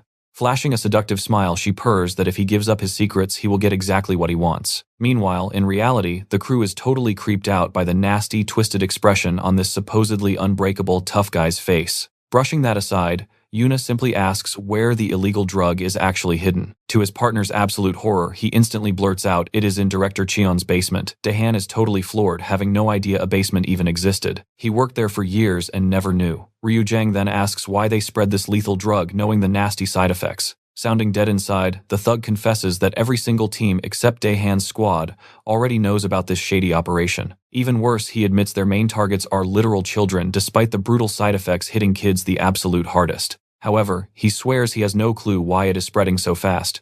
He claims he is strictly doing this evil garbage for the money. Hearing that makes Daehan absolutely see red. He lunges forward to smash the guy's face, but Yuna quickly blocks him because she has a much better idea. Inside the dream, she gives the drooling thug permission to take her. He has zero clue he is actually straddling his own male partner right now. As the guy goes crazy on his buddy, Yuna smirks, saying, "This is way worse than stick with me here." Ryu Jang finally kicks off the mission, sending Yuna undercover as that lovesick thug. Daehan stays behind as backup. The next day, Ryu Jang tracks Yuna down at school and casually drops a massive bomb. He knows she is Jin's daughter. He is still in total disbelief that the guy stuck around long enough to actually have a daughter. He remembers how fiercely that man protected kids. But before things get deep, Dora suddenly crashes the moment dragging Yuna away to grab some food. Now watch closely. The scene shifts to the gym where he spends all day brutally training Jan Ho. Later that night, the stealth mission begins. Daehan guides Yuna via transmitter from a distant roof, ordering her to act completely normal, like they aren't even talking. He warns her to stay totally low-key, but she just brushes it off and says relax. Yuna reports the place is dead quiet. Daehan assumes the bosses are away on important business. What do you and I make of this? Seems way too easy. Stick with me here. His face just drops, begging her not to turn around. Right behind her, the leaders of Team 1 and Team 2. A clueless Taein whispers to act respectful and dodge her seniors, wondering why they are creeping around so late. Without missing a beat, both heavyweights step inside the elevator, asking why she isn't joining them. Playing it cool, she claims it is nothing, waiting for the doors to close. But suddenly, Team 2's boss blocks it and snatches her comms. He interrogates her, asking why she has a mic off duty, demanding to know who is listening on the other end. Crushed by their terrifying auras, Yuna freezes up completely. On the other end, Taein completely loses it, screaming at her to reply. But seconds later, she tells him to chill out. She already slipped into the basement. She brags about shaking off the bosses easily, but Taein warns her that the vibe feels completely wrong. Downstairs, the room is totally dead empty, except for some tight air vents. Complaining about the awful squeeze, she crawls right through and drops into the hidden space next door. Taein hypes her up, saying he will update Ryu immediately. But she cuts him off. There are zero drugs here. Suddenly, Taein freezes in pure terror when director Jo Yoon-seo's voice echoes straight through their secret channel. Watch closely. The director smiles knowingly, politely asking Yuna who she really is. He expected Daehan to show up instead. Leaning into the mic, Jo Yoon-seo reveals he has been doubting Daehan's shady reports for a very long time. That is exactly why he met Minguk for dinner and secretly swiped his phone. The second Minguk left the table, he casually installed a tracking virus on it. Daehan instantly connects the dots. The stash was bait, and their mission was compromised from day one. Panicking, he asks Yuna Sunbae if she can escape alone. For her answer, she calmly presses a hand to Jo Yoon-seo's chest and blasts him backward with massive force. Jumping back, she tries trapping the director in her signature illusion. But right before it hits those two team leaders she supposedly ditched, suddenly ambush her, blocking her only exit. With her arms totally pinned, Team 1's boss winds up to knock her completely unconscious. Right on cue, Daehan drops in and blasts the guy with a brutal roundhouse. He calls them out for pathetically ganging up on a woman. Brushing it off, the director asks how Daehan found his secret stash. Glancing around, Daehan realizes the entire supply is already completely gone. Meanwhile, both team leaders casually inject themselves with the brand new drug. The director tells his monsters to watch the girl closely as they slowly advance. Daehan juices himself up using his leftover stash of the old drug, warning Yuna Sunbae that survival is their only priority right now. Instantly, the roided-out bosses rush them at lightning speed, aiming to slaughter Daehan and capture Yuna Sunbae alive. You and I know this looks bad, but Daehan instantly throws himself as a human shield, stalling just long enough for Yuna Sunbae to blast both freaks away with raw chi. Spotting her hitting a prayer pose, he demands to know why she will not just charm the guys into destroying each other instead. Visibly annoyed, Yuna snaps back that her charm ability totally drains her chi reserves. She needs serious recovery time after that failed attack on the boss. Hearing this, Daehan charges in to stall, but gets violently smashed in the gut with a solid wooden staff. The second boss gives zero breathing room, diving straight from above to crush his spine. But right before impact, the director abruptly halts the attack, asking if they are truly ready to murder a former member of their own family. Sparing his life, Jo Yoon-seo coldly asks why Daehan would betray a bond that felt like true brotherhood. This triggers Daehan's memories of Jo Yoon-seo saving him and Minguk from rock bottom. He furiously asks if the boss even understands how much Minguk means to him. The director smoothly replies that he does. His little brother is his entire world. He even claims he views Minguk as family. Daehan explains his brother's awful health is because he once foolishly shared his pills. Seeing the horrific side effects, he immediately cut him off from the supply. But somehow, Minguk kept scoring more anyway, which is why his body is failing. Daehan admits outright that his brother is his only reason for fighting today. Suddenly, a twisted, sick smile spreads across Jo Yun-seo's face. He proudly admits he was secretly supplying Minguk those deadly pills the entire time, making Daehan completely snap. He unloads an absolutely savage punch into the bastard's gut, launching him straight into the wall. Both team leaders freeze at this terrifying power spike. Then they notice 2 empty syringes dumped on the floor. As blood starts gushing from his eyes and mouth, a horrified Yuna realizes he intentionally overdosed for a massive power boost, completely destroying his own body to do it. Completely blinded by pure rage, Daehan screams, demanding to know if the 2 bosses were involved too. Instead of talking, the director retaliates with a brutal kick, sending him violently crashing into the drywall. With Daehan finally crushed the twisted, director slowly turns his attention toward Yuna. Trust me, things are about to explode.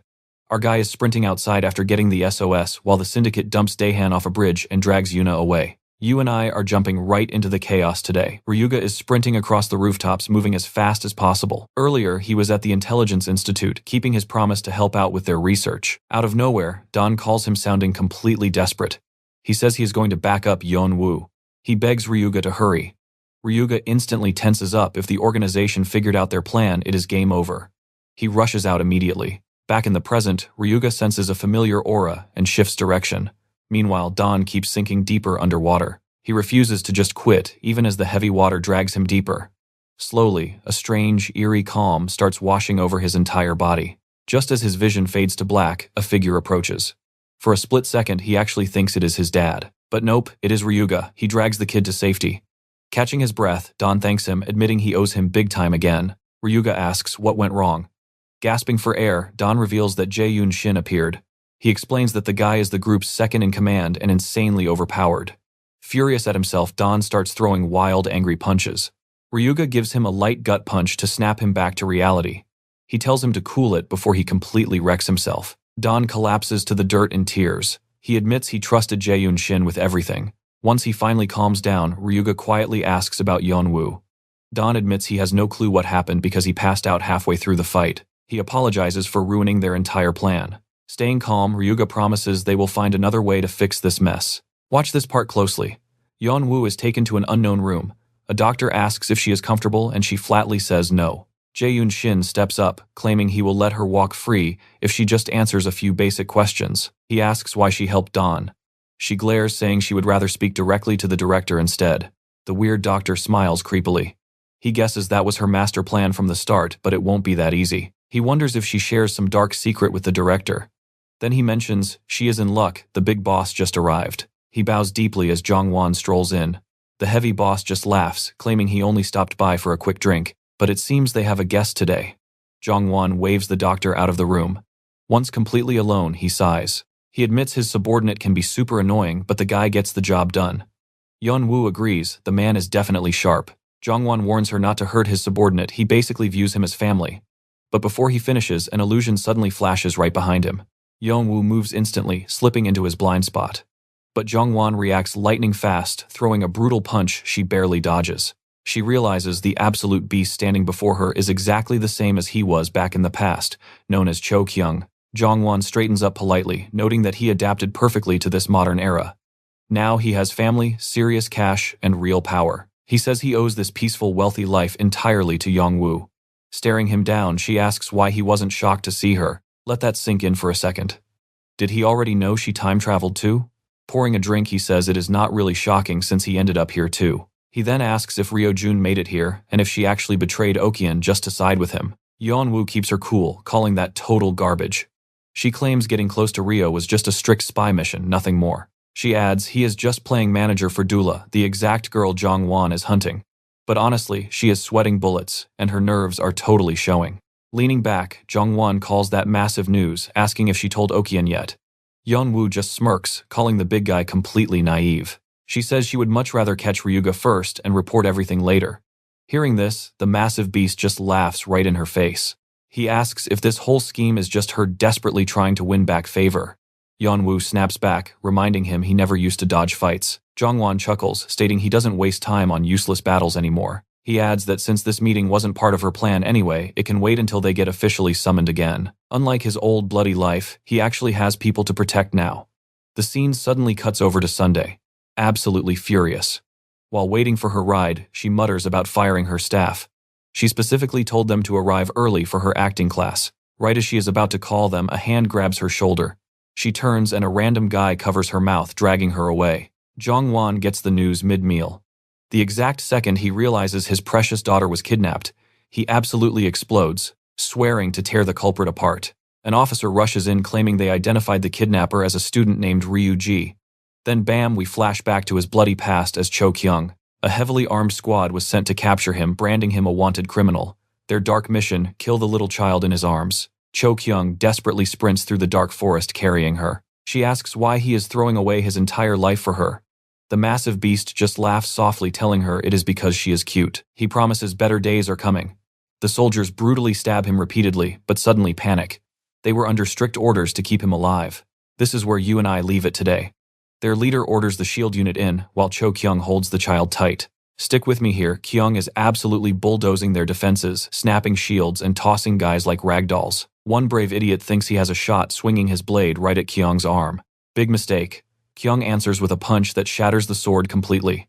Using that exact same fist, he drills the guy into the dirt, rattling everyone nearby. Before Kyung can bounce back, a whole squad rushes in, tossing thick ropes to finally chain the beast. Amidst the absolute chaos, one guard grabs the little girl and ruthlessly executes her right before Junwoo. As she falls, Junwoo's eyes snap wide open. Pure rage, his aura explodes, transforming him into full beast mode. The soldiers instantly realize they just woke up a total nightmare. Flash forward, we are back in the present. The big guy snaps awake next to Jill, immediately asking if the doctor uncovered any clues. Doc explains that Ryugam and Dian are likely involved, probably hunting the ampules.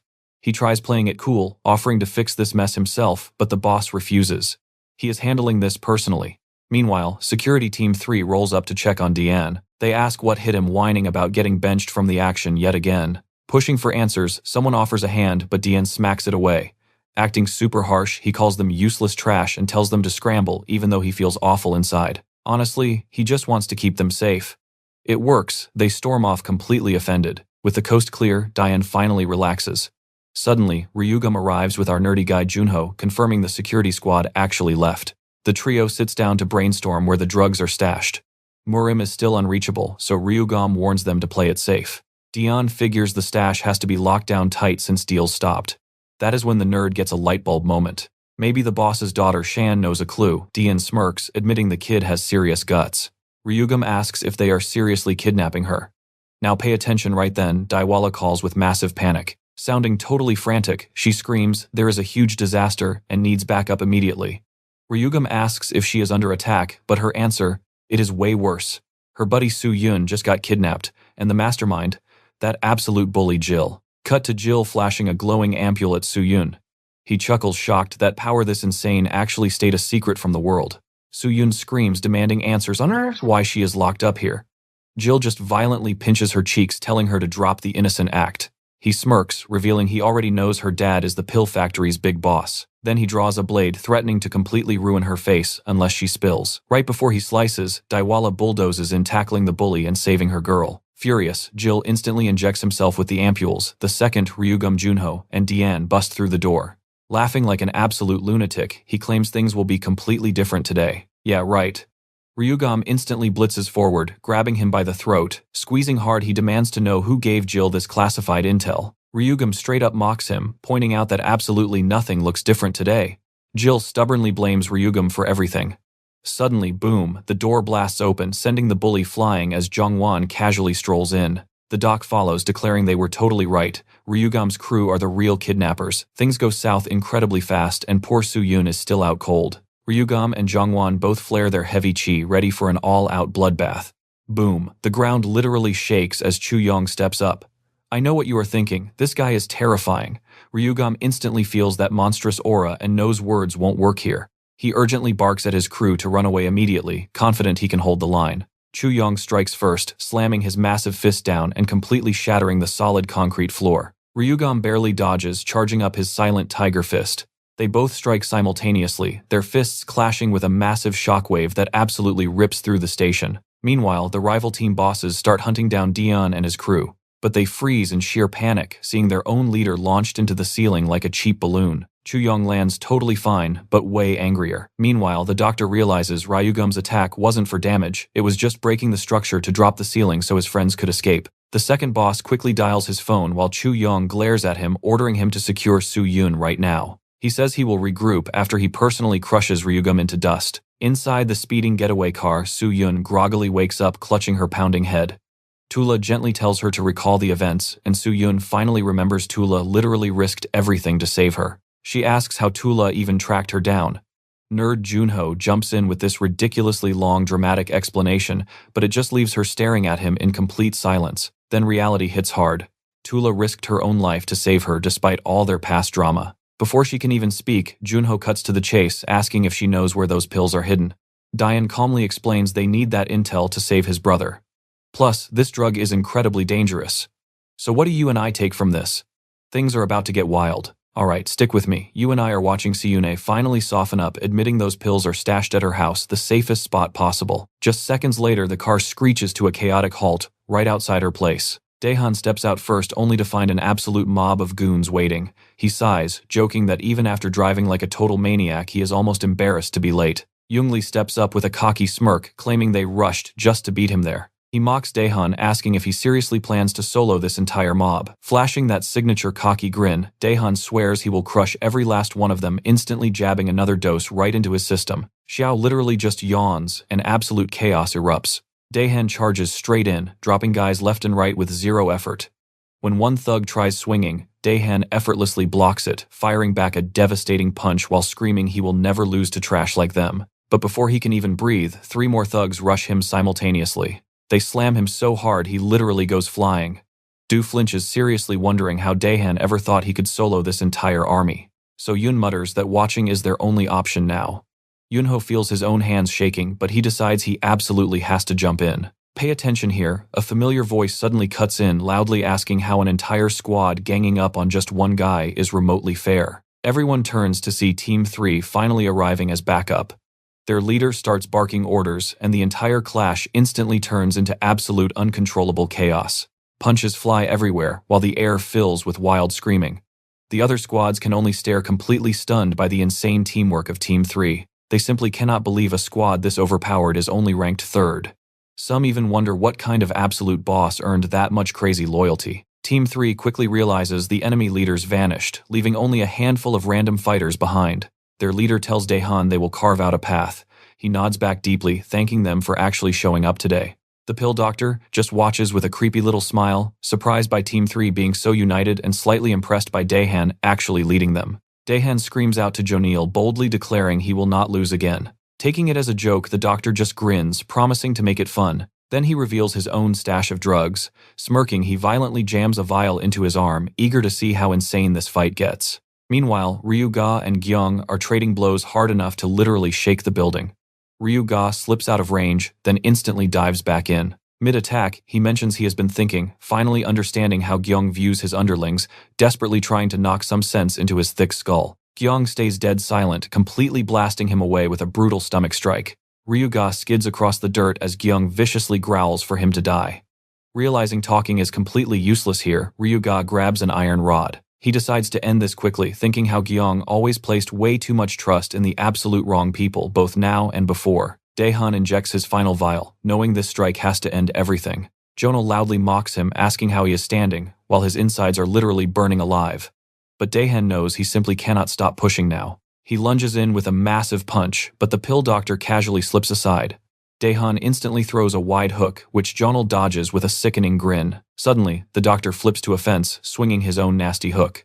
Daehan frantically raises his arms to block, but the brutal hit never actually connects. He slowly opens his eyes, finding Jonil just standing there completely calm. Jonil yawns that he was just killing time, finding this fight incredibly boring.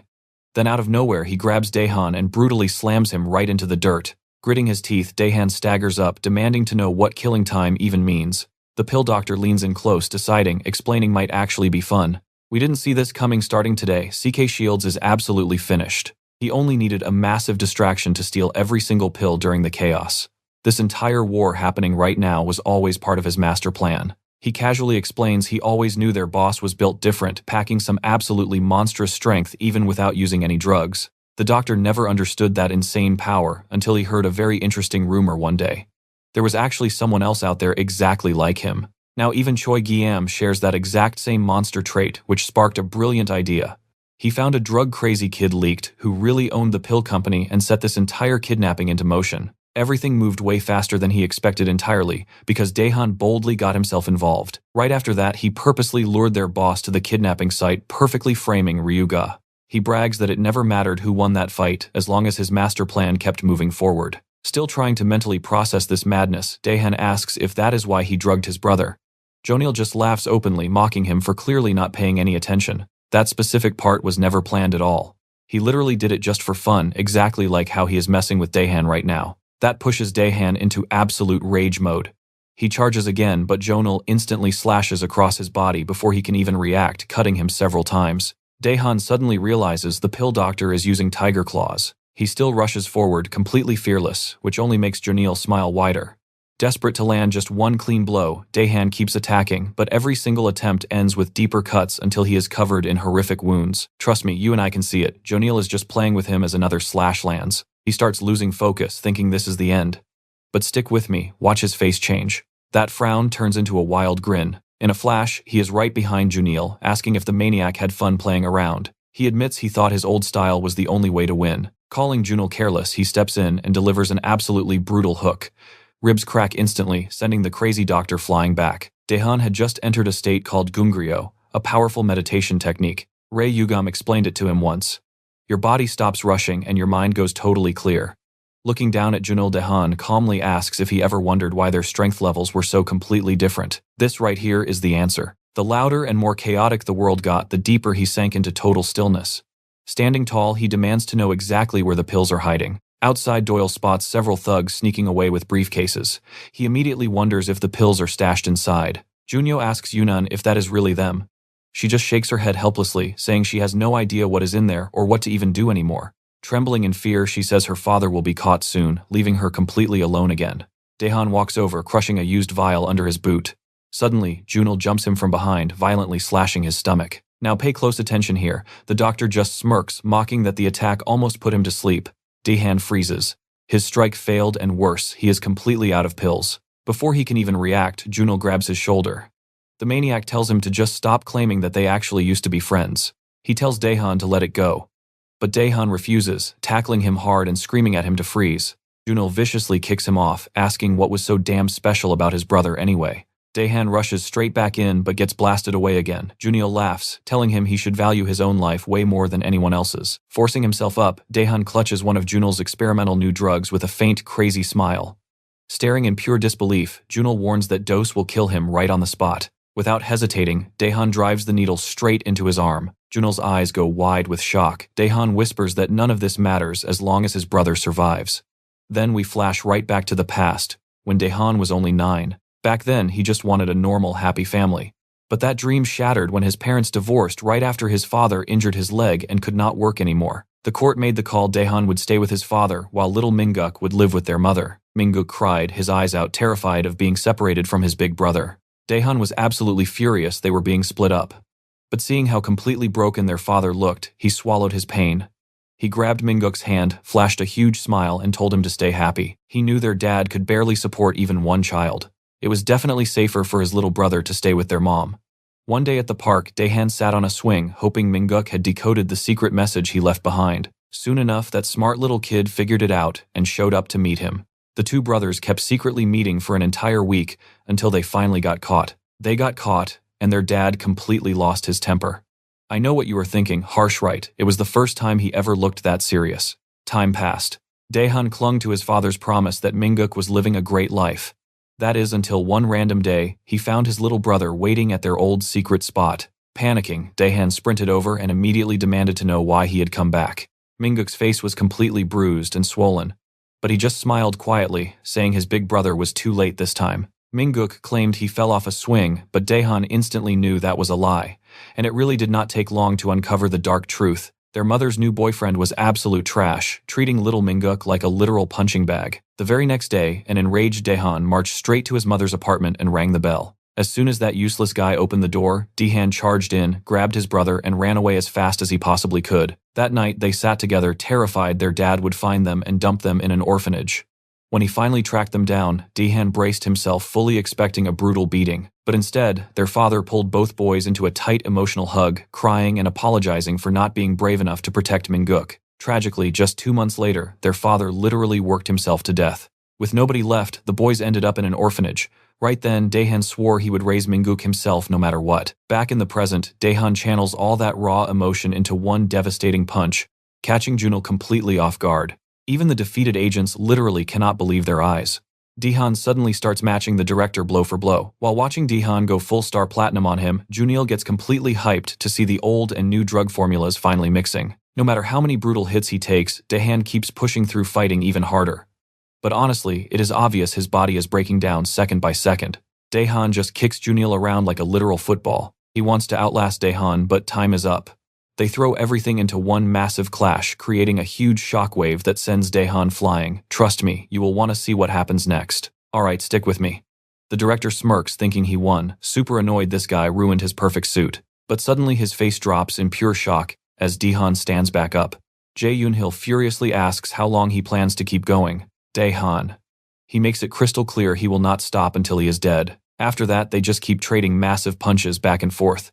Completely exhausted but way too stubborn to back down. Finally, the director lands a massive hit and drops Daehan. He smugly brags it was an easy win because that drug works perfectly with his body. But Daehan forces himself up one last time and completely beats that smug bastard into the dirt. He completely refuses to quit, all to keep that promise to his father. One final punch shatters the jaw of Jae Yoonhil, knocking him out cold.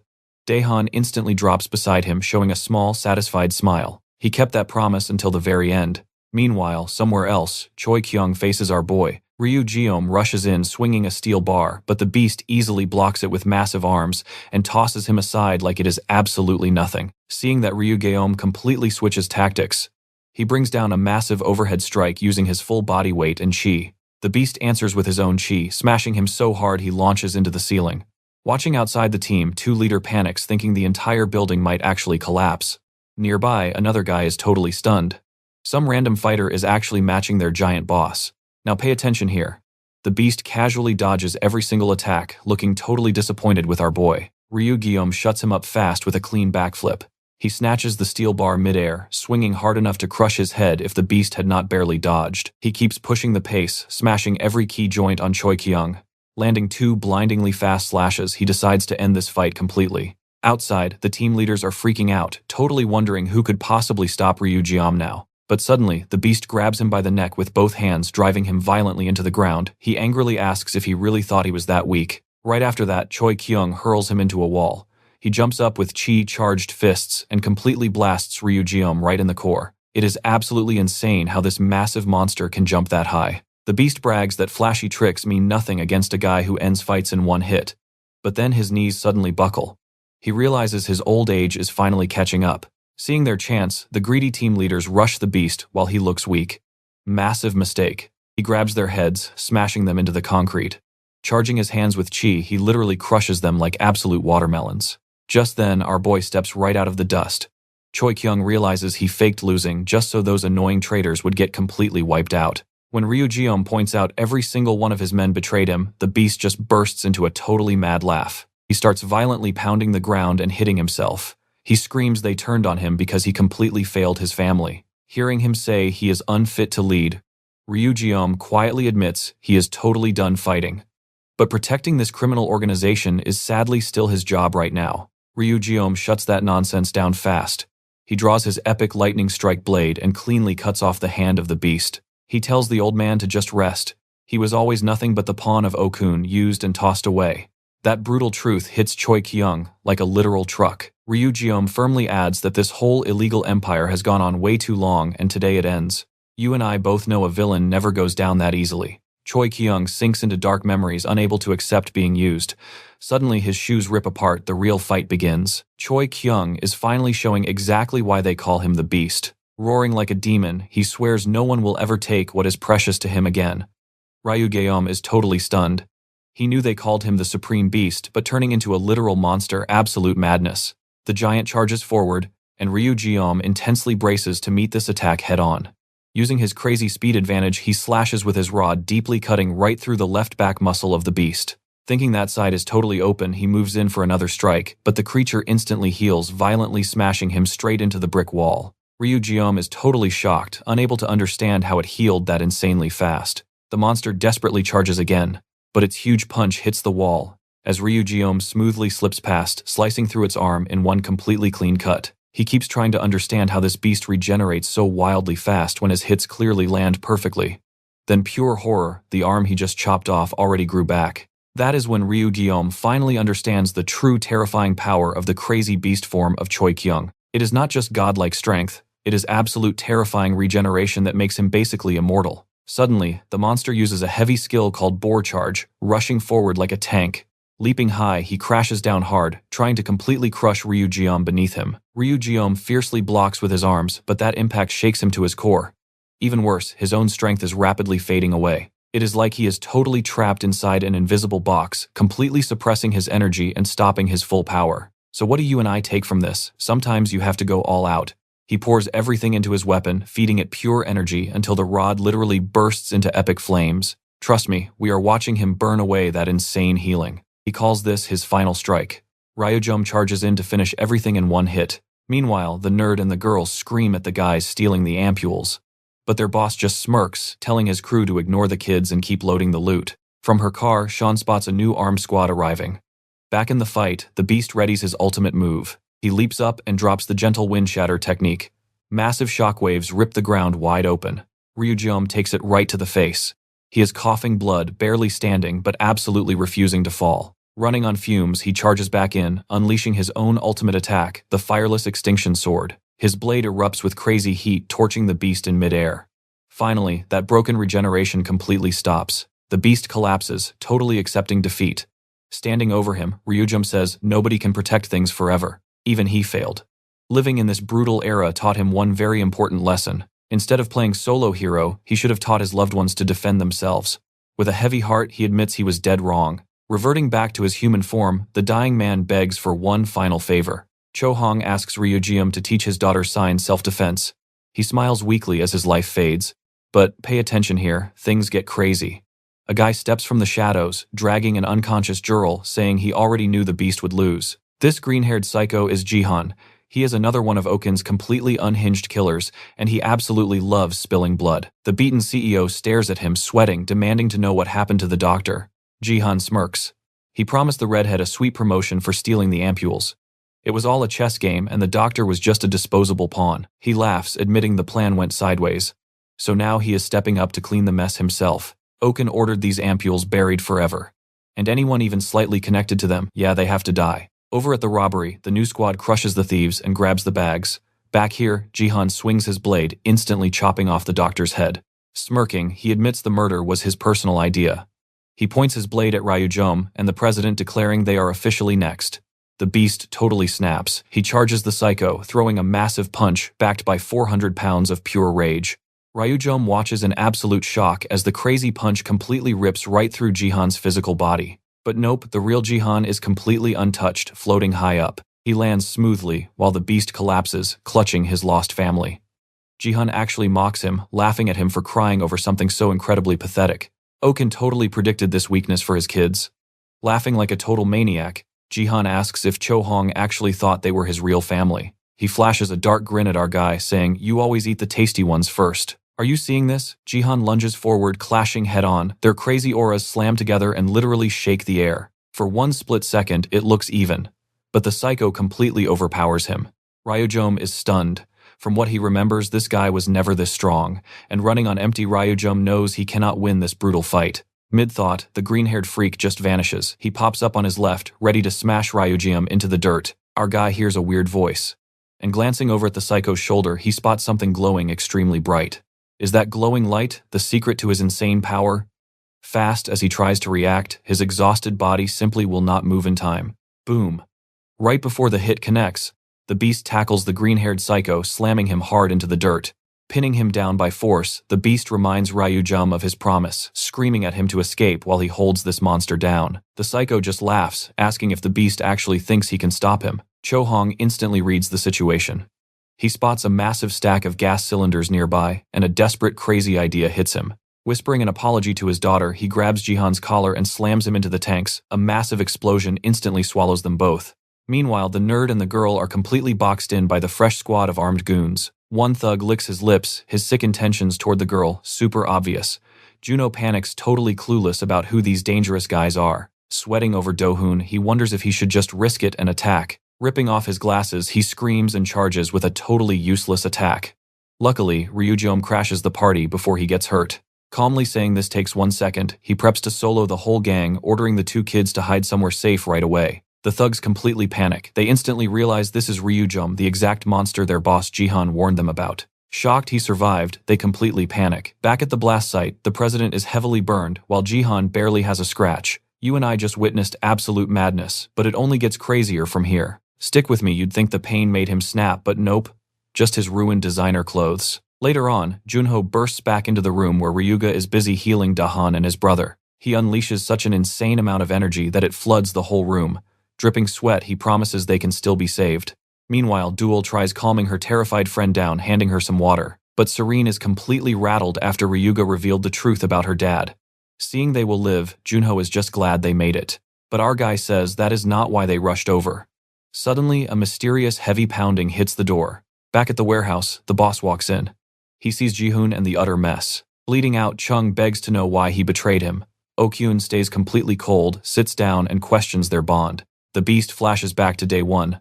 Okyun claiming he desperately needed him to join the family. He repeats that exact word. Okyun replies they were supposed to be family until Chokyung picked someone else he actually cared about. The crime boss coldly states that things get complicated when there are too many mouths. He pushed drugs to print endless money for his syndicate, but that was never the true endgame of this whole project. Then he pivots. Why did the beast hide the truth about Ryuga? Chokyung freezes, and that shock only makes Okyun furious. He snaps, asking if his crew actually thinks he is an idiot. Then he adds that Yuning is already paying the ultimate price. Now watch closely. He stares Chung down, ordering him to spill every single secret about Ryuga. The crushing aura nearly breaks the beast in half, but he stays completely silent. Clearly disappointed, Okyun gets up and walks away. Juhoon steps up, executing his old ally without hesitation. Okyun recalls seeing Ryuga with the president. Now that the government is backing him, he needs a new strategy fast. Meanwhile, our main guy asks the president to let the newly orphaned girl live at the facility. Seeing Seon looking absolutely crushed, Duel offers to let them live together. Seon is super touched by the sweet offer, but declines, deciding it is time to finally stand on her own 2 feet. The director looks pretty stressed about an aura farmer and a lonely teenage girl sharing a space at their age. But our boy brushes it off. He says he is leaving for a massive mission soon. The director completely panics, since that was never the deal. But Ryuga tells him to chill out. He promises to return once it finishes. Hearing this, the crying director immediately looks to Papa President. But the president calmly shuts him down. If Ryuga promised to return, they must blindly trust and support him. That is some king-level respect right there, earning a deep bow from Ryuga, who usually only bows for his master. When asked where he is heading, Ryuga remembers Jihu Gaon showing up to casually wipe out the total mess Chokyung left behind. The beast admitted he was nowhere near ready to fight Okyun and his elite men, but he hinted at a secret spot in Baekdu Mountain that might actually help him get his legendary strength back. Cut to our boy deep in the foggy Baekdu forest.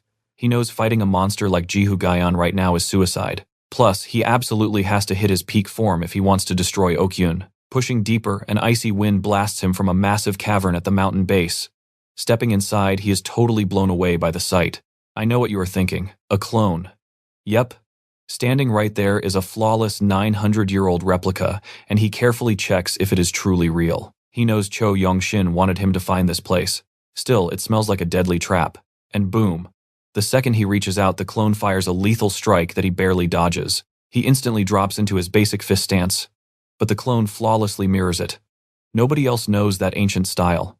So he counters with a max power, one flash fist. But the clone fires the exact same move, totally overpowering him. Ryuga is completely stunned.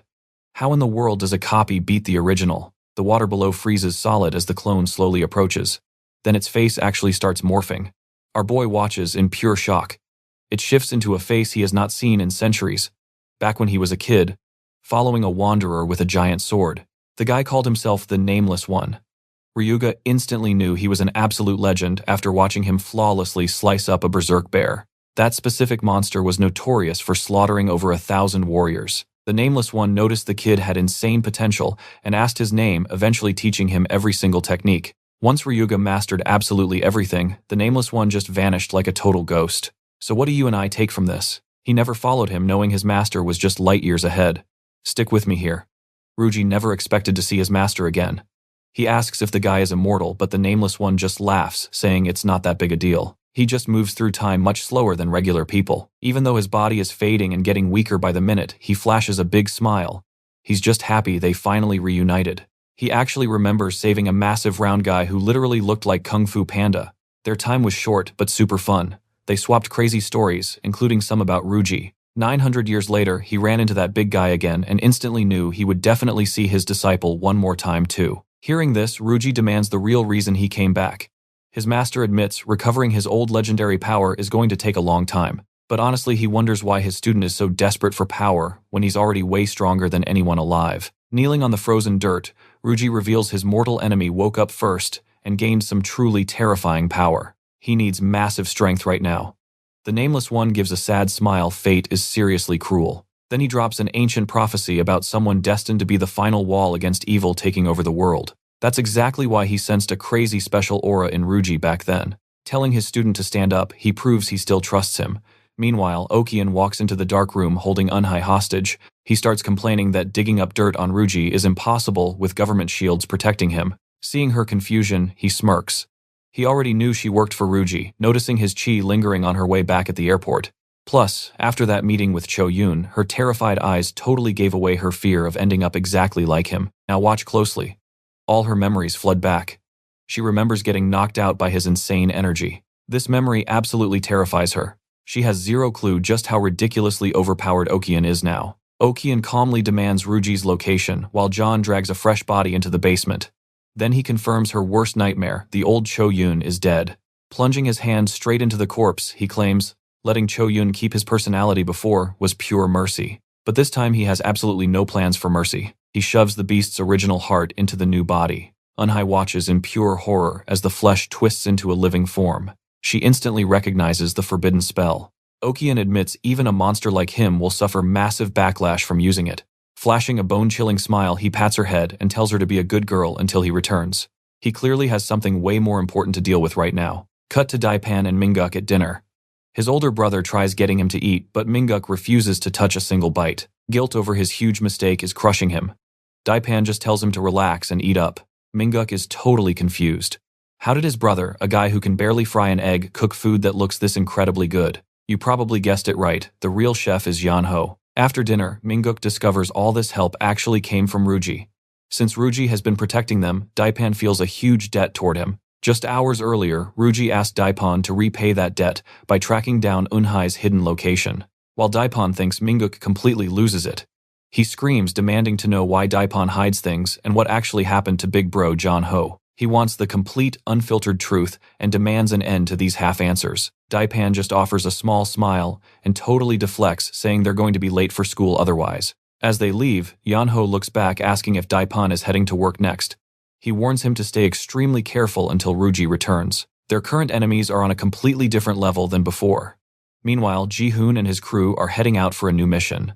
Across the city, famous actor Nam sits on a bed stressing over the crazy headlines about his leaked dating scandal with Hari. Knowing his entire career is ruined, he glances over when she asks if he is totally ready. Since his life is trashed, backing out seems pointless. Mid-shower, Nam hears the door open and freezes. He assumes it's just Hari playing around. But instead of romance, a cold blade sinks right into his back. Soon after, a thug drags his barely conscious body out and dumps him in front of Ji-hoon. Ji-hoon orders him to shut up unless he wants another stab wound. Then he drops a weird buzzing device asking what sick games Nam plays. Nam frantically swears he'd never use garbage like that, but Ji-hoon just slices his thigh, ordering him to follow the damn script. Once the sick blackmail video is done, Ji-hoon completely bans him from social media for 5 whole months. Worse yet, he forces Nam to drop the biggest acting role of his life, claiming it already belongs to someone else.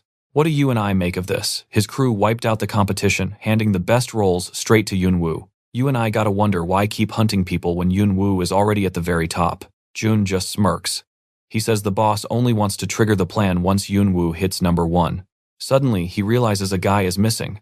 Another thug mentions he went off to escort Yun-hee. The blonde enforcer barks at her to move, but she is completely frozen, still struggling to accept that someone actually revived a dead person as a clone. Okian once mentioned that spell works best immediately after death. That realization absolutely terrifies her. Are they just locking her up until she dies, only to turn her into some mindless, obedient copy? All her life, she bowed her head, just to survive. But right now, something snaps inside her, and she stops dead in her tracks. The guard asks what her problem is. Boom, her illusion shatters, and the real Yoonhee blasts a massive kick right into his chest, sending him flying. No way is she dying as a puppet. She brutally smashes her handcuffs into his face over and over. Then, to finish the job, she activates her strongest illusion and knocks him out completely cold. Gasping for air, she spots his dropped phone. She barely taps out a quick text right before her energy fully drains. Wham Jun strikes her from behind, totally amused. This feisty girl dropped one of his goons. As she hits the floor, Yoonhee just prays that message actually sent. Meanwhile, Dan checks his screen. A random text from a completely unknown number leaves him confused. Pay close attention here. The text just says, Yoonwoo. Dan wonders if Yoonhee sent it and why it is so painfully vague. Right as he considers calling back, his phone lights up.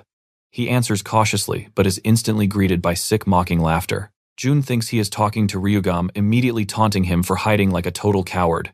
Dan keeps his mouth shut, but Jun somehow figures out it is not Ryugam. Still, he drops an ultimatum, come find him in 1 week if he wants Yoonhee alive. The very next day, Dan racks his brain trying to figure out who Yoonwoo actually is. But honestly, nothing makes sense no matter how hard he thinks.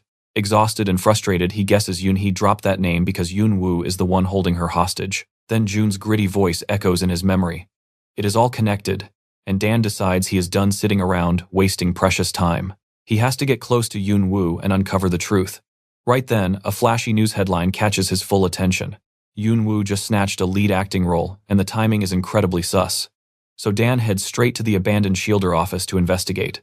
That exact role used to belong to Nam, a former client who once paid their company for heavy protection. Dan breaks into the CEO office, freezing when he sees massive shelves absolutely stuffed with files.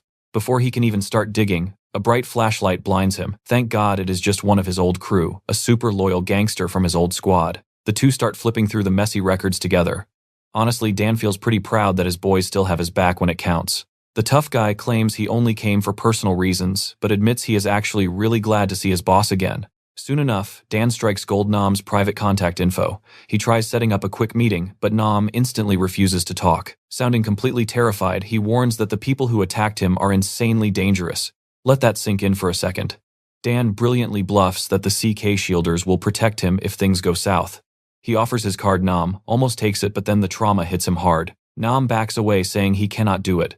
Those scumbags already forced him to film a disgusting video that could ruin his entire career. Dan realizes normal pressure will not work on this kid, so he quickly switches up his entire tactic. Remembering an actress was mixed up in that scandal, he casually drops a question about her safety. He expected a flinch, but just hearing Hari's name makes Nam completely break down crying.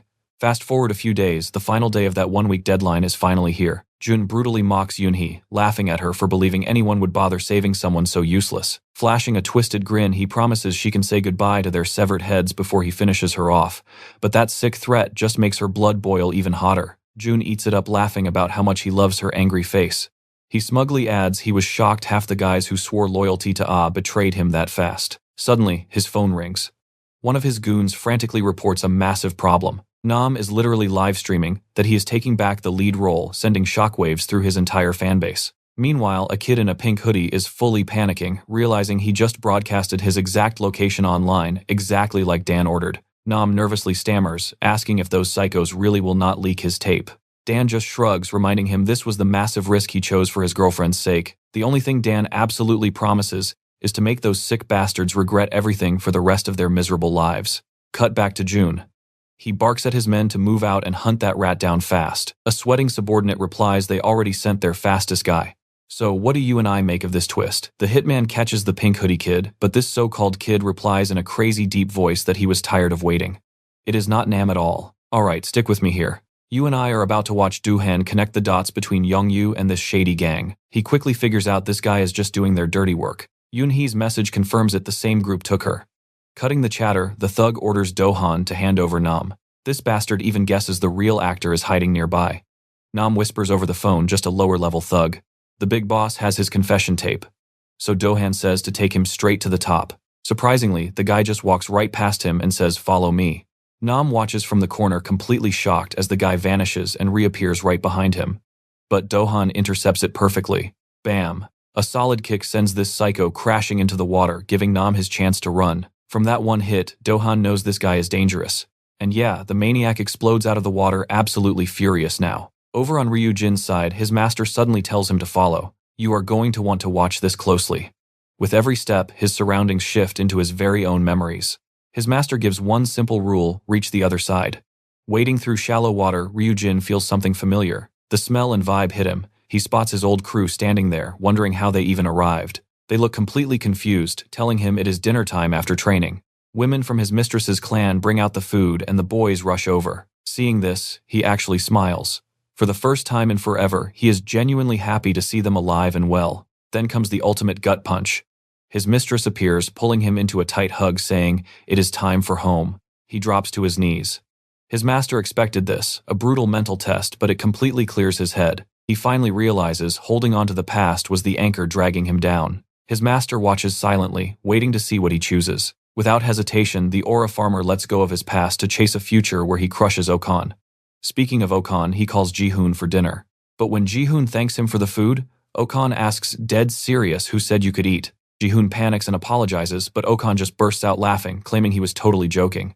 Ji-hoon claims the actor situation is handled with plenty of time before filming.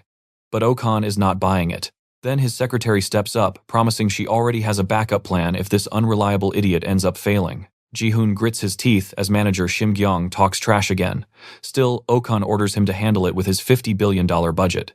Storming out, Ji-hoon calls Young-sung furious and demanding to know the holdup. "I know what you are thinking. Game over, right? Young-sung has Dohan pinned, annoyed this cute kid, ruined his perfectly good plan." The second his guard drops, Dohan slams a vicious punch into his ribs, blasting him into the wall. Zero reaction. Over the phone, Ji-hoon screams at him to stop playing around and finish. So, Young-sung rips off his shirt, huge arms, weird rings embedded in his flesh. Time to fight the Okan way, apparently. Dohan just stares, thinking this guy is trying way too hard. Then Young-sung charges, grabs his face and violently slams him. The secret behind his crazy strength: shady underground surgeons altered his body in a sketchy lab. Their director packed his body with insane implants to massively boost his muscle and joint control. Now he has physical power basically 100 times above normal. They call these fancy little upgrades servo joints. Young-sung looks thrilled. The actual power output is way past his expectations. Hearing that massive crash, Nam panics, wondering if Dohan just got squashed. But come on, our big brother will not die easily. Dohan actually mocks him for needing pathetic machine parts to fight. But honestly, Dohan only survived by popping the steel body technique mid-air. So, yeah, Dohan definitely did not come here unprepared. Earlier, while looking for Nam's number, he found a hidden safe containing a dusty old martial arts manual. Back to the fight. He blasts Young-sung away with insane force, revealing he spent 5 days mastering those arts before Yoon-hee's deadline. The Bloodbore Fist is just one of his new tricks. Meanwhile, back to our boy at his second master trial. The moment his master taps his chest, he gets transported straight into a massive, empty sky. Looking around, totally confused, he spots an island split into 3 connected masses, and his master explains, "This is where chi chains link heaven and earth. Trust me, you and I are gonna love this freezing, power-suppressing nightmare. Let's jump right back into the madness. Time crawls here, but trust me, these monsters definitely do not." Ryugim's only hope, this gifted sword. But the second his hand touches the hilt, pure ice swallows his grip. His master warned him, mental game is peak, but his physical vessel, still way too weak. Instantly, an insane pressure drops on him. Just taking a single step becomes an absolute nightmare. That freezing cold just hammers his body and mind all at once. These beasts, they don't care at all. He charges right in, betting everything on killing them before his muscles completely shut down.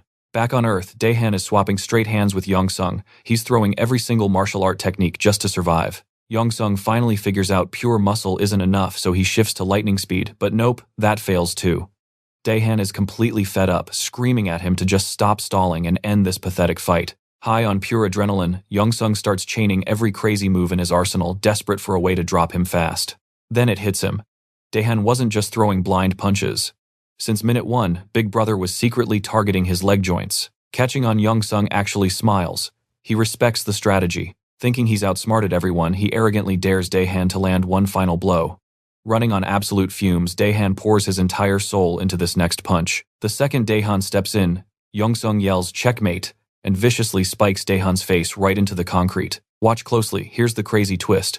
Yongsung is wondering why Daehan ignored his legs when a hand suddenly clamps his face from behind. For one chilling second, Daehan whispers that he is about to taste the mountain-crushing technique. Boom.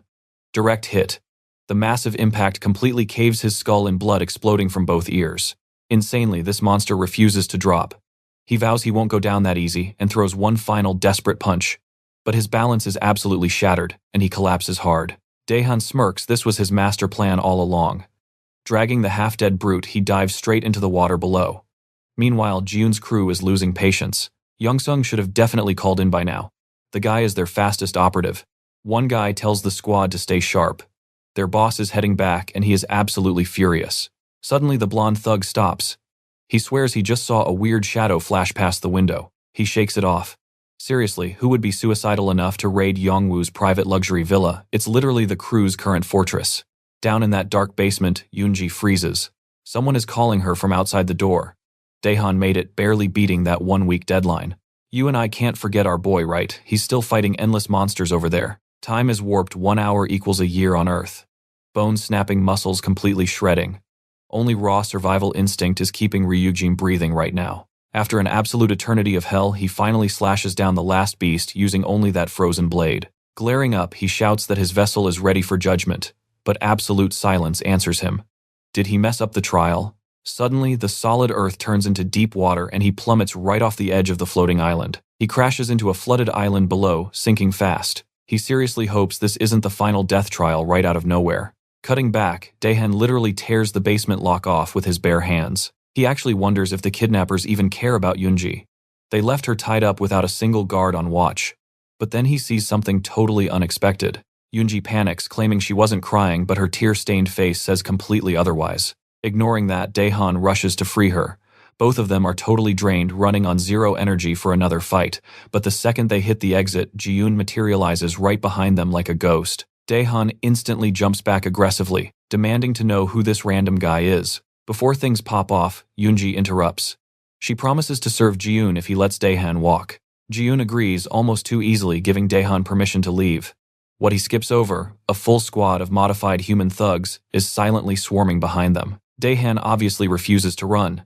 He braces for a final stand, but a brutal uppercut just launches him skyward. Staggering back to his feet, barely conscious, he hears Jiyoon order his goon to finish the job for good. That blonde thug charges, raising a crowbar. But at the absolute last second, Mingguk and Junho literally smash through the wall like true action heroes. Mingguk scoops Daehan over his shoulder, casually admitting they tracked him this entire time. Enraged, Jiyoon's goons rush these new intruders. But one lightning-fast strike from our nerdy guy sends everyone flying. The thug in the cap freezes, absolutely mind-blown, seeing this random kid flexing master-level martial arts. He has no idea Ryu trained Junho for this exact scenario, using the blood flash fist. Back when Junho first tested it and vaporized a wall, Ryu promised it would hit even harder once fully mastered. The downside is absolutely brutal, burning massive chi and causing agonizing pain. Junho actually asked his master his limit before. The strict answer, 2, uses absolute maximum. So, where do you and I leave off? Junho has hit his absolute limit twice, and he's fading fast. No other option left. Stick with me here. Mingguk watches in pure shock as Junho takes his fighting stance. While he charges up his ultimate attack, the cap guy braces for impact. Nope, Junho whips out pepper spray, blasts those thugs in the eyes and runs for his life. Jaeyoon's entire gang screams in agony. Meanwhile, the boss watches in utter disappointment as Yoonhee and the rest of the crew make a mad dash. Junho screams at everyone to keep sprinting and never look back. But Jaeyoon's thugs recover insanely fast and tackle the whole group. The cap guy is absolutely furious about looking stupid, and the rest are ready to crack some skulls open. Suddenly, Jaeyoon kicks his own men off the hostages. The very last thing they see, their insane boss flying straight at them. Now pay attention. After destroying his own squad, Jaeyoon mutters about wasting millions in tech on useless garbage. Since those expensive implants are still good, the absolute psycho decides to recycle them himself, their crime disturbing his peace. Mingguk and Daehan completely freeze in terror, while Yoonhee watches him drop toward her like the Grim Reaper. Pushing every single implant to the absolute limit, Jaeyoon unleashes a massive explosion. The blast nearly shreds the whole building. But when the smoke clears, nothing happened. The boss stands there, totally stunned. Then a calm voice cuts through the room, praising them for surviving this long. You and I know who it is. The Aura King is back, telling his friends to hold on. He will end this.